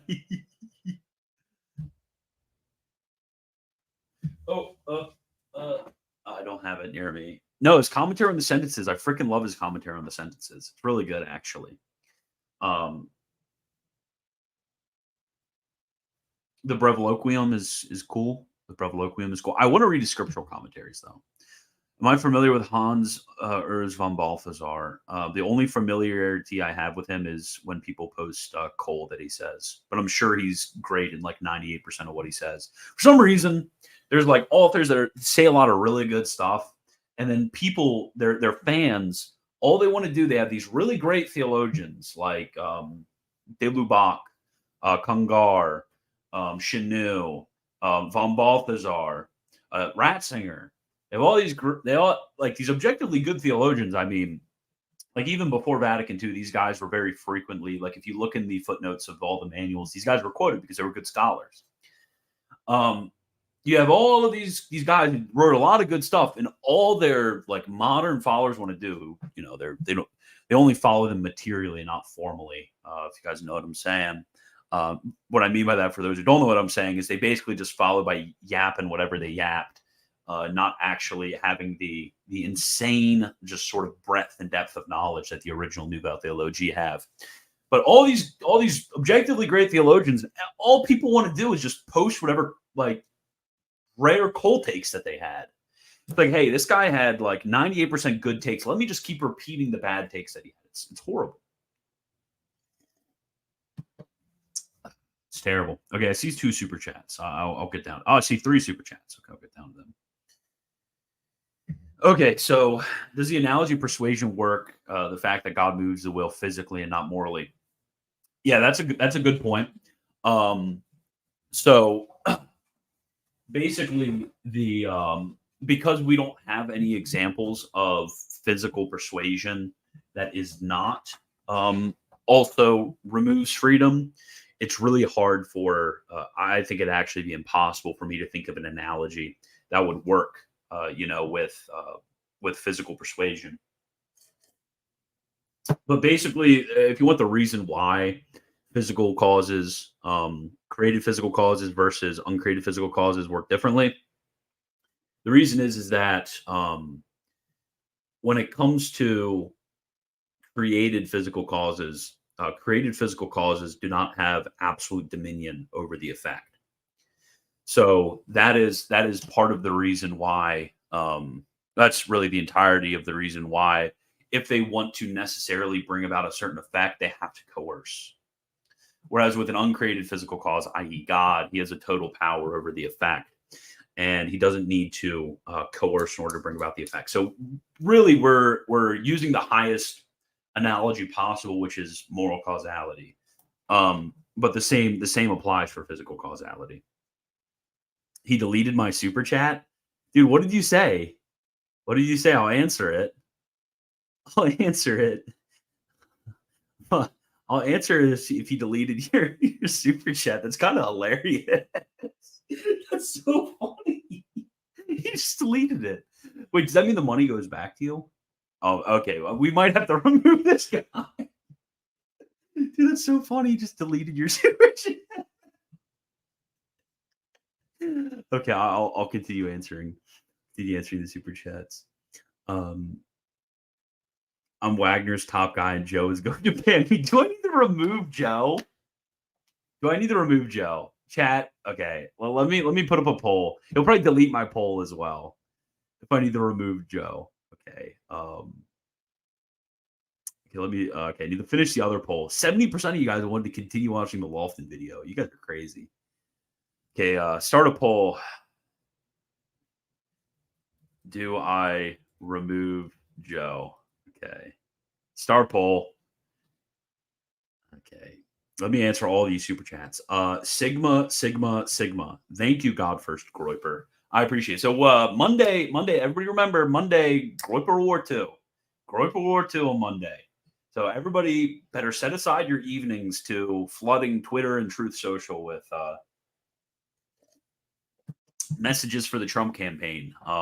I pledged to Nick. I pledged my allegiance to Nick and told him that he had 10,000 scholastic cells who would be overjoyed to join in with the Groiper War. So make sure you guys remember Monday, 8 p.m., I think Central, so it's 9 p.m. Eastern Standard Time. Just like an hour or two of fun. He might make it an all-week thing. If you want to stay updated, just watch America First streams, or just, follow him on Twitter or something like that and follow what he says.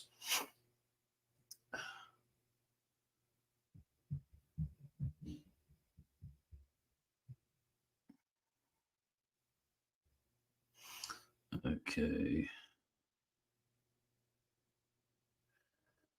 Give M mod. I've given you a lot of money recently, like $15 in total. Okay. You guys can't pay me off to make you a mod. I am giving you a mod, M, because I think you intrinsically deserve the role. It's not because you've given me money. The one I deleted was the one telling you to remove my mod. That's hilarious. Okay. Where are you? Why can't I find you, M? Dude, Gregorius Magnus message deleted by. Okay, M, I'll make you a mod. But this isn't because you've given me money, okay? You can't buy the mod. Everybody out there, you can't buy the mod, okay? Okay, here's $2 to take Joe's mod away. See, I can still see them. Still see them, Joe. And, I will follow the will of the people. You guys cannot bribe me. I am not a slave to your money. Okay, guys? Your money does not sway me. Okay? Do we have that? Do we have that? I follow the will of the people. I follow reason. Okay? And I follow revelation. Those are my sources. And I follow the most based pope ever, Pope Francis Bergoglio. Okay? Okay. Those are what I follow. I don't follow women. I don't follow women. I don't follow money. Don't follow women. Don't follow money. All I do is just obey all of my superiors, okay? And follow what is reasonable. No women. Never. Okay? Okay. W deleted super chat. Oh my gosh. Where can I find these deleted super chats? Mod me or you're racist. Okay, well, I'm racist, so I'm not gonna mod you anyways. Okay. I mean, that was the worst possible thing you could have said because I'll be like, okay, yeah, I just am, guys. Okay, I'll give you mod. But that doesn't mean that I'm not racist, okay? Okay, let's make this very clear. Okay, so let me see. 55% say that I should remove Joe. Okay. I promise that I will keep like the super chats. I'm trying to answer normal questions. You guys just keep sending me super chats. Okay, let me see. Satos. Okay, I'm making you mod. Okay, I'm keeping Joe as mod. I don't care about what you say, by the way. Okay. So what does St. Thomas say on why crucifixion specifically was chosen as the mode of passion and death? That would be in Tertia Pars where he discusses this. Let me see off the top of my head. I cannot remember what he says in that text, but I can give you the reference real quick. Okay, so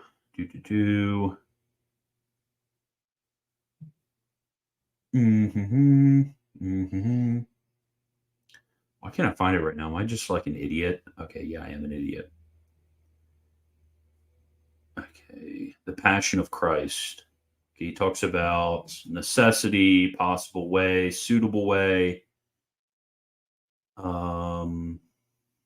Suffered on. Okay, here we go. It's about to be St. Thomas W. Whether Christ ought to suffer on the cross, he gives He gives 7 reasons. So there you go. This is Tertia Pars, question 46, article 4. There you go. You have 7 reasons right there. Okay. The one deleted is the one telling you to remove my mod. Talk about how slavery is. Bro, why is it like every one of these comments are like after I hit like an hour and 20 minutes, it goes from like, oh, what do you think is better, propositional or categorical logic? Like an hour and a half, and it's like, can you talk about slavery? Like, please, can you guys talk about this? Like, what is it that happens? It's like you guys just wake up at like noon and then flood my chat and just talk about all this stuff. It's so. Stop, guys. Okay. Where's the super chat? Mod me now. Oh, yeah. Anthony, you deserve mod. Okay. I will get to that next super chat. I promise. I will get to it. I follow a religious hippie now on YouTube, and it's getting really annoying. I might unfollow her.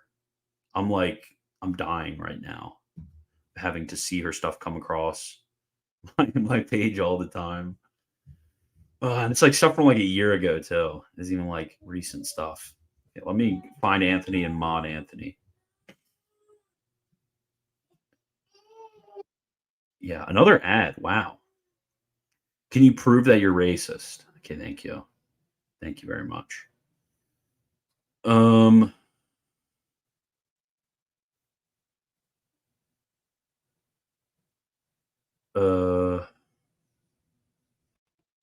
Where in the world? Yeah, I'm racist. Let me be mod. Okay. Add as mod. We're adding Jeremy as moderator. Okay, where's Anthony?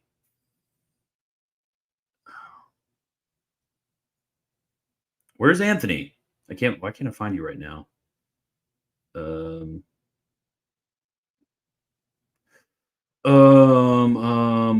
I can't find Anthony right now.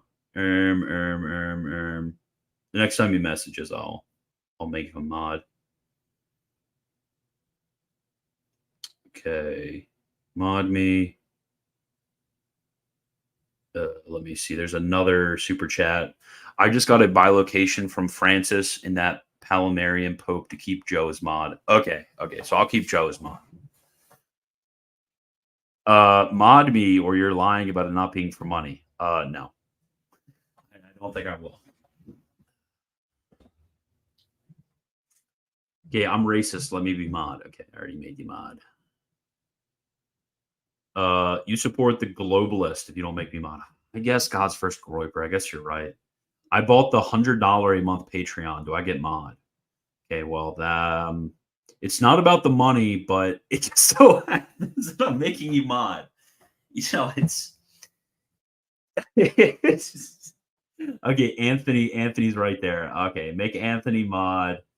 Gosh, you guys are. I'm like a freaking. I'm so weak, dude. I'm so weak. I just collapse instantly and just make you guys mods. Okay, God's first groiper. I think I made you a mod, did I? Okay, I think I did. Oh yeah, you are. Nope. Add as moderator, standard moderator. Okay, there we go. Okay.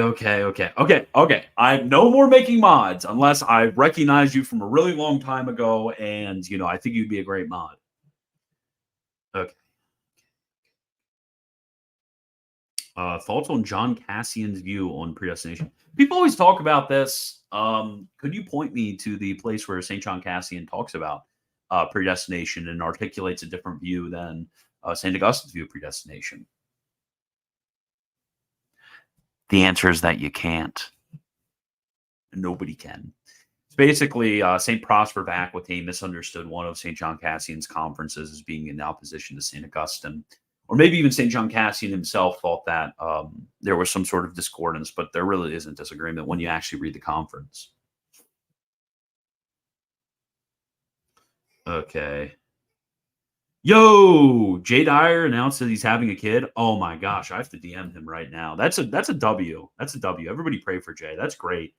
Because I know that he was mentioning that there were troubles with them conceiving. That is amazing to hear, dude. Let me see. When did he announce this? Let me see.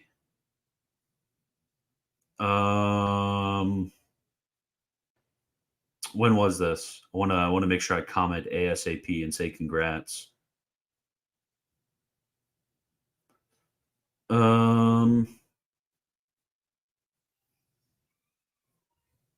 Okay, I can't see it right now.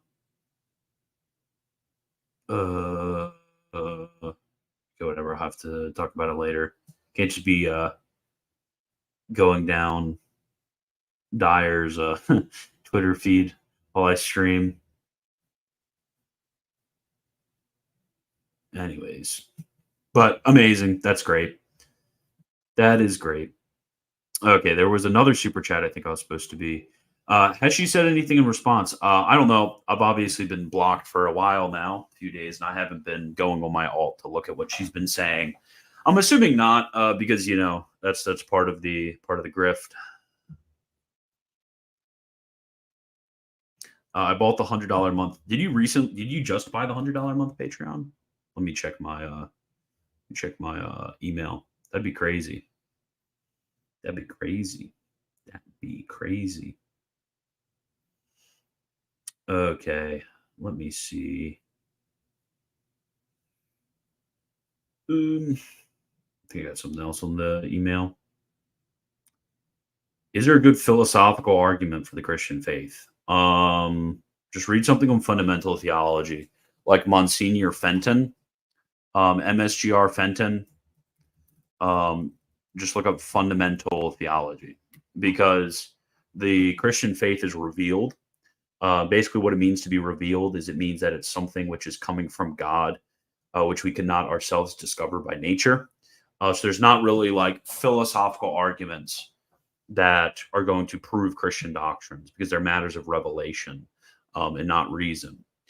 So, but we can give certain what are called motives of credibility for why this is revelation or that is revelation. But you just have to read a whole text in fundamental theology. It's called Laying the Foundation, a handbook of Catholic apologetics and fundamental theology. There's also another good book. So Emmanuel Duranzo, what is that book from? The Science of Sacred Theology. It's Emmanuel Duranzo's Science of Sacred Theology. If you read the section there, just called Revelation, it's like 100 pages. It's pretty good, succinct. Chat, should I make like a long edited video where I just basically go over like the entirety of fundamental theology? It's a really fun topic, really good topic. But no, we don't prove revelation through reason. I will get. Oh, so I owe you $17. This is not because I owe you $17. It's not because I owe you $17. Okay, I'm making that clear, guys. There's no. My mod status cannot be bought on this channel. Mod status cannot be bought. Okay, are we clear about that? Okay. I can't wait until somebody like drops $100, like, or make me mod. And I'm just like, no. I'm just like, no, actually. Okay, let me crap. What's wrong with this chat right now? Gregorius, I will make you mod, okay? Promise. Science of Sacred Theology is very good. Add as moderator, standard moderator. Okay. Boom. Okay, we're not doing this anymore, okay, guys? I promise. And it was never for the money, ever. It's never for the money. I'm not selling indulgences. Promise. Okay? I already made Anthony a mod. Oh, I got a super sticker. What the frick is a super sticker? Let me go up. What's a super sticker? Super sticker is just like a little smiley thingy. What the frick is that, guys? Chat. What is a super sticker? Interesting. Okay, so I have another super chat that I have to go down and read. Okay. Gifted 5 Scholastic Answers memberships. I don't even know what memberships gifts are supposed to be. But they seem cool. I don't know what it's supposed to be, but it seems pretty cool. Yeah, there is a philosophical argument for Christianity where the best way for us to be united to a perfect God is through the resurrection. Yeah, but just because resurrection is true does not mean that all of the dogmas of the faith are true. Like the resurrection could happen without the incarnation, for example. Mr. Wagner, do you still need 2 jobs, or can you do this full time? I'd say about 75-80% of my income comes through all of this sort of stuff. I'm thinking by end of year, especially because we're gonna do the end of year fundraiser again.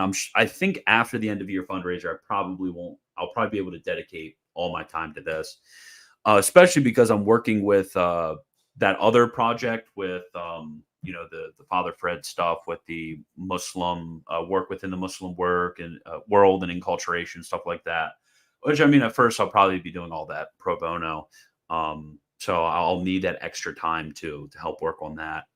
So yeah, I'm pretty sure after the end of year fundraiser, I will probably be completely good all my time towards this. Maybe hype it up to like 2 videos a week on here, or maybe, just like make longer videos. I don't know. I'll probably also do more translation stuff. I've been translating through Bilawart, Summa Sume. So that'll eventually be out. I don't know. Maybe I'll finish a significant amount by the end of your fundraiser, and I will I'll gift a copy of or at least I'll gift like my unedited manuscript of the translation to everybody who donates, and then I'll give something to a random donor. So I don't know. I'm just kind of spitballing end of year fundraiser stuff. Definitely last year was kind of like last minute decision to do an end of year fundraiser. I didn't even think it was going to work, and it was a raving success, and it definitely helped with a lot of stuff that I wanted to do this year. So yeah, next year we're gonna have a lot more planning for end of year fundraiser. A lot more. I don't know. Just if you guys have any ideas, just let me know. Maybe I'll be able to talk to somebody who might want to do like a match donation or something like that. Like that'd be cool. You know, somebody gives like a certain amount of money and every dollar like is matched or whatever throughout the month. Maybe we could do that. Maybe we could get some people in beforehand. If you guys know anybody, you know, in business or who are Catholic leaning, maybe that'd be a cool thing is collect money for a match donation run rather than just it being a normal. I don't know. I don't know. We'll figure out some good ideas. We'll figure out some good ideas. Okay. It was for money because you're Jewish. I'm not Jewish. I see super chats below. 14 Anglican nuns in Oxford just confirmed they are coming as a community into the personal ordinariate of Our Lady of Walsingham. Pray for them. Amazing. Amazing. That is so amazing. That is so amazing. That's great. That's great. I love hearing about stuff like that. I absolutely love hearing about stuff like that.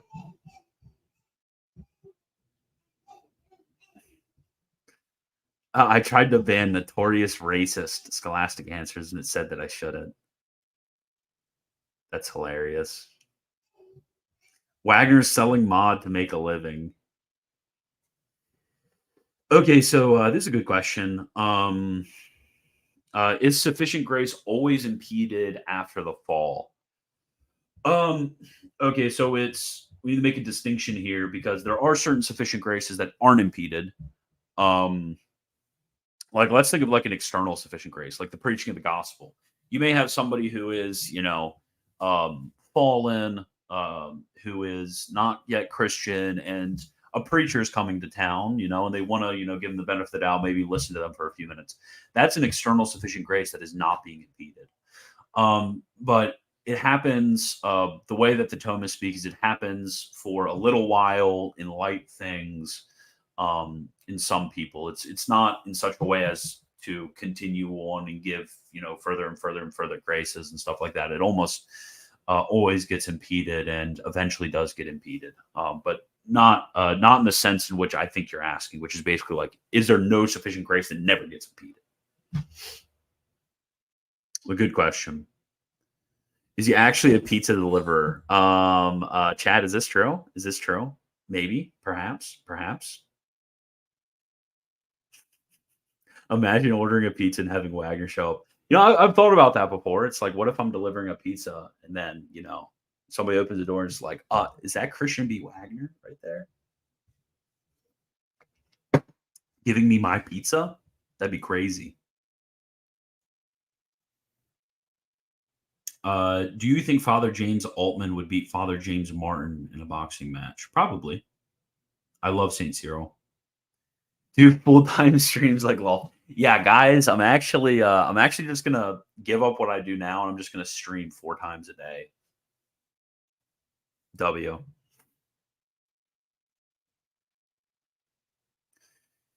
You had perfect questions. Will I be participating in Groiper War? Yes, I already said so.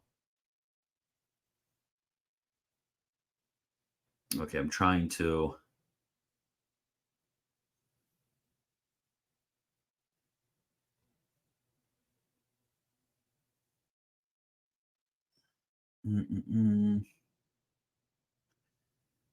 Okay. Make a collab with Michael Lofton for more views. No, I don't think I will. I don't think I will, actually, guys. One, Michael Lofton won't talk to me, which is sad because, you know, we agree upon a lot, actually. And 2, I'm not doing collabs for more views. I'm not going to do that, dude. Okay.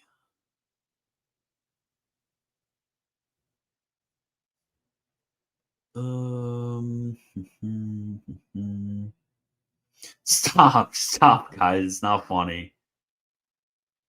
What background do I need before reading Grenier? I'm through Copin's logic/philosophy manuals. Yeah, I mean, Copin's will kind of give you like that good, sort of basic footing.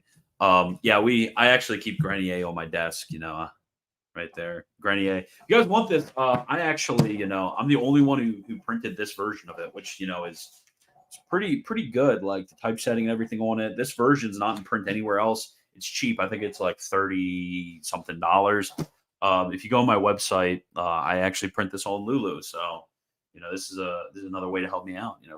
Buy some books, buy some books. But yeah, I mean, you just kind of need a general introduction like Copin's, which I also print, guys. I don't think I have the version on my desk, but yeah. You don't need anything like too serious. But Copin's will give you, he'll whip you into shape for sure.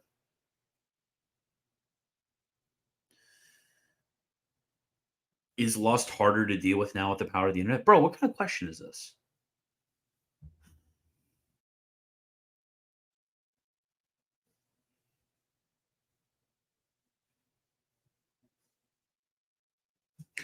Is the filioque a divinely revealed Catholic dogma? Yes.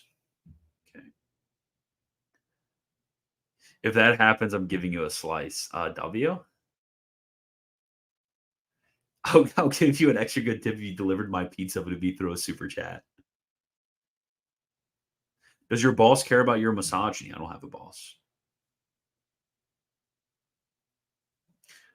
Forgive my ignorance, but by grace do we mean anything that is ordered to supernatural beatitudes?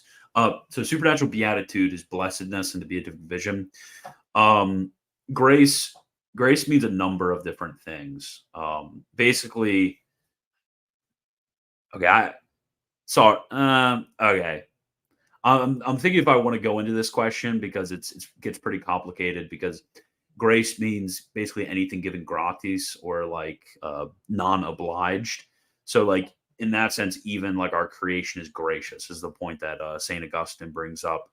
But in its more proper sense, grace usually means something given above nature. And then in that sense, it could either mean something which is grace which sanctifies us, so sanctifying grace, or it can mean grace that is given in such ways to sanctify others. And these are gifts like prophecies, miracles, different charisms like that. But on the other hand, we can also talk about certain motions that are like in the supernatural order, whether external or internal. So in that way, you can call it the preaching of the gospel grace, or the internal motion that'd be like motions of sufficient grace. So that's why you would really need to read a like a systematic treatment of grace, like St. Thomas has in Prima Secundae question 109 to 114. Because there's a lot of different senses in which we can use the term. And it's a lot of times it gets obfuscated. But usually we mean sanctifying grace when we talk about grace, which is just that which makes us internally just.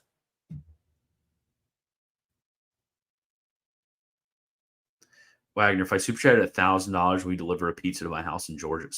Real, true. Will I be participating in Groyper Ward too? Yes, I will be.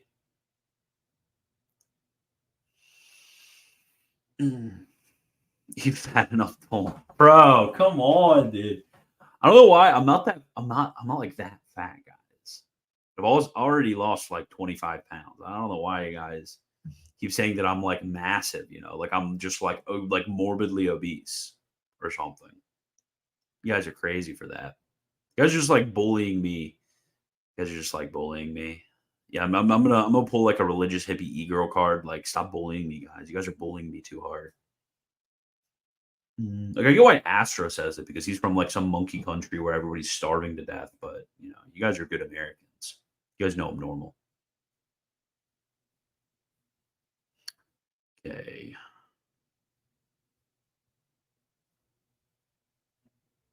Christian, we need all the help you can get. Find something to do in Groyper War that involves your huge theological brain. I don't know how I could like particularly contribute to Groyper War by like actually guys like the distinction between like the concupiscible and the irascible appetite. Like let's talk about this. Also, like the Trump campaign is run by a bunch of like idiots.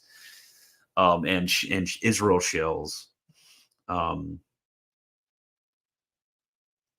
Oh man, so Lofton's making gains. Lofton's making gains. Oh no, I can't like lag behind Lofton. I need to go back on my lifter arc. Man, before my son was born, I lifted a lot, probably like 7-8 hours a week, I would say. I lifted all the time. I got kind of big, you know. And then my son was born, and I went back at it for a few months, but then eventually, you know, fell away. And then I got back at it when I moved up here to North Carolina. And then my daughter was born like a year ago, and I haven't gotten back to lifting since my daughter was born. Actually, I think I did for like a month or two, and then I was just like, yeah, I can't do this. Oh, man. You know, I need to get like home gym pilled. I have a huge garage. I could be home gym pilled. It wouldn't even cost that much either. It'd actually probably be in the long run cheaper than like a gym membership. Yeah, I can't let Lofton beat me. That's the thing. Like Lofton can't just get like uber jacked. And I'm over here just relatively large. Yeah, it is crazy. Bro fell off. Okay, so is it possible for the system of theologians and theological notes to return, and what would necessarily bring this about? So theological notes always existed and will always exist. That's something that, you know, never will go away, never could go away, because they are designating certain theses in their actual real relation to the theological virtue of faith. So that's important. So theological notes always will exist. Like when something comes out from, like when Pope Francis writes an encyclical, some of the theses that he mentions, if they haven't been mentioned before, actually now acquire a new theological note. So that's very important to remember right there. So the system of the theologians, in order for that to get back there, it'd have to be a serious overhauling of canon law. And just the general way in which bishops in Rome relate to authoritative theological texts. You should do a collab with Bishop Williamson per Patreon. I would absolutely do a video with Bishop Williamson.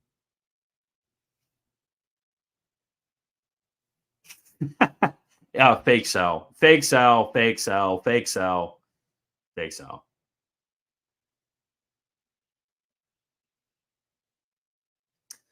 Okay. Wagner grifting every 5 seconds. Yes, so real. Yeah, steal the PDF on Copens. True. I need to go back to the modern. I think this live stream might be wrapping up, guys. I think it might be the end of this one. Might be the end. I'll give it a few minutes. Why is bro so sad? I'm not sad. Don't worry.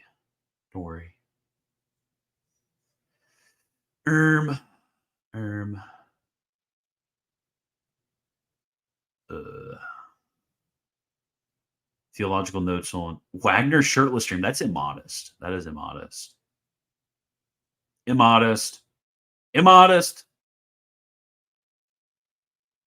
Yeah, but no, it's like the opposite for me. I want to find like if there was like a, you know, when I was in Florida, the gym that I went to was like a lifter gym. Like the guys, there was only guys there, and they were all uber serious. It was amazing. The energy in there was amazing. You know, I loved going there. But when I moved up here, like the gym I went to was like 60-70% women, and like all these like Zoomers with like scrawny Zoomers. This is like women and scrawny Zoomers, and a few guys who were like kind of jacked, but they looked homosexual. So I went from like a bunch of, you know, like Giga Chad, autistic, like, you know, sub 70 IQ, like absolute chuds who were amazing. I loved lifting with them. Went from that down in Florida in a gym where there was like always like 2 people there. It was just me and some other chud. And I go from that to just like Zoomers and women, like the entire thing is just full with all of them. I can't get a break. They're always there. So I like the change that I had to go through was absolutely positively torturous. And it was just like every time I went to the gym, I'm just like, it's gonna be Zoomers, women, there's gonna be no room to work out, blah, blah, blah, blah. Everything's gonna be taken up. Sucked. But at home, I just tell my wife to stay inside. No women whatsoever. Maybe I can make some friends in the area who like to lift, and I'll just be like, "Hey, come over, Chud." Maybe I'll just like find a based homeless guy on the side of the street and say, "Hop in, we're lifting." I'll invite all the homeless to my home gym. Say, "You guys want to lift? Like, I'll give you like a creatine, shake or something like that, guy. You want some food? Want some water? You got to lift with me if you want that. Make some based friends. Lift along the way. It's great. It's great. Pray for all people suffering from cancer. Absolutely, so true. This is fake. This is fake. This is fake. This is fake. Yeah, this is fake. This is fake. This is fake. Fake. Fake. Fake. Fake. Fake. Fake. Fake. Fake, fake, fake, fake, fake. No. This is fake. This is fake. Absolute fake. Fake, fake, fake. You guys are so fake.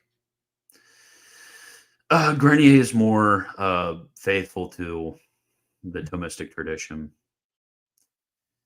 Yeah. You guys remember when I had Lifter in my bio? That was way back. That was way back. If you end this stream, then I'll mute a bunch of people. Don't forget to go to confession, everybody. So true. Can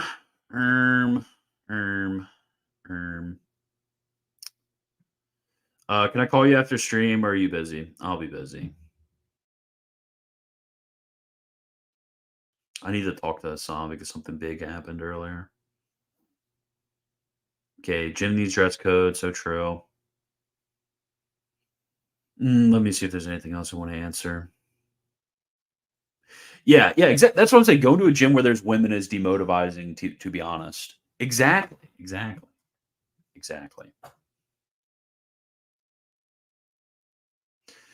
Okay, let me see. Okay. We need Hassan update. Hassan's not here. Okay. Yeah, Gavin Ortland, not smart. Not a well. I think he knows what he's doing. I think he absolutely knows what he's doing. Oh no, not another super chat. I wanted to go. Okay, I will do it. I will do it. I will take one for the team, Mr. the Cardinal. I will take one for the team. I will not go. I will answer your super chat. Have you thought of making a video debunking Western Rite Orthodox's claim of England being Orthodox before Roman Catholic? I've noticed more of them claiming the serum use for their own. I think there are actually there's actually books on this. That'd be interesting. I think it's kind of obvious because you look at like the England accepted the Filioque pretty early, papal supremacy pretty early. But I don't even know what they mean by them being Orthodox, originally. Like the distinctives of Orthodoxy were definitely not preached. They were always Augustinian. Because if you think about it, St. Gregory sent St. Augustine of Canterbury to England, and all of those individuals were Augustinian. They were all following the teaching very strictly of St. Augustine of Hippo, the Augustinian tradition. Okay, so that would be interesting looking at pre-schism statements that are obviously. Sorry, my brain is starting to shut down at this part of the stream. They're obviously pro-Roman Catholic, but the Filioque for a very long time was taught within England. So true. England was always the jurisdiction of the Roman Patriarchate. Yeah, are you talking about like the stupid claims that Lofton lost 10 pounds in his first month on Lofton? What was I saying? Sorry, I got Lofton distracted. Yeah. There's some weird claims about a synod called the Synod of Whitby and stuff like that. That they teach fake teach fake Anglo-Catholic history to a bunch of unsuspecting Anglo-Catholics and Eastern Orthodox have for some reason taken it up. But Roman Catholic authors have always opposed this weird narrative of history. Okay. Yeah, I know. I'm still alive. I'm about to leave. Okay, so yeah, Wagner versus Paul. Okay, yeah, I skipped your question. This is the extra. Okay, guys, this is the extra. Thank you guys for all being here. I appreciate all the super chats. Appreciate the questions weren't terrible. We kind of got derailed after like an hour 15 minutes, but that's kind of how it always is with these Saturday morning streams. I appreciate all of you. Remember to, if you really enjoy content, like, subscribe, all that stuff. Become a patron at patreon.com/militant-thomas. Do all that stuff, helps me out, and blah, blah, blah, blah. Okay, so I will talk to you guys later. And I don't have anything else to say besides remember Groper War Monday. Good video coming out on Monday, so keep your eyes out for the amazing, fantastic, beautiful, luxurious video that my wife is, I think, in the other room editing right now. It's going to be Catholic magisterium, Protestantism stuff will come into play. I know you guys are going to really appreciate that, so make sure you look out for that. Thank you, and as always, God bless.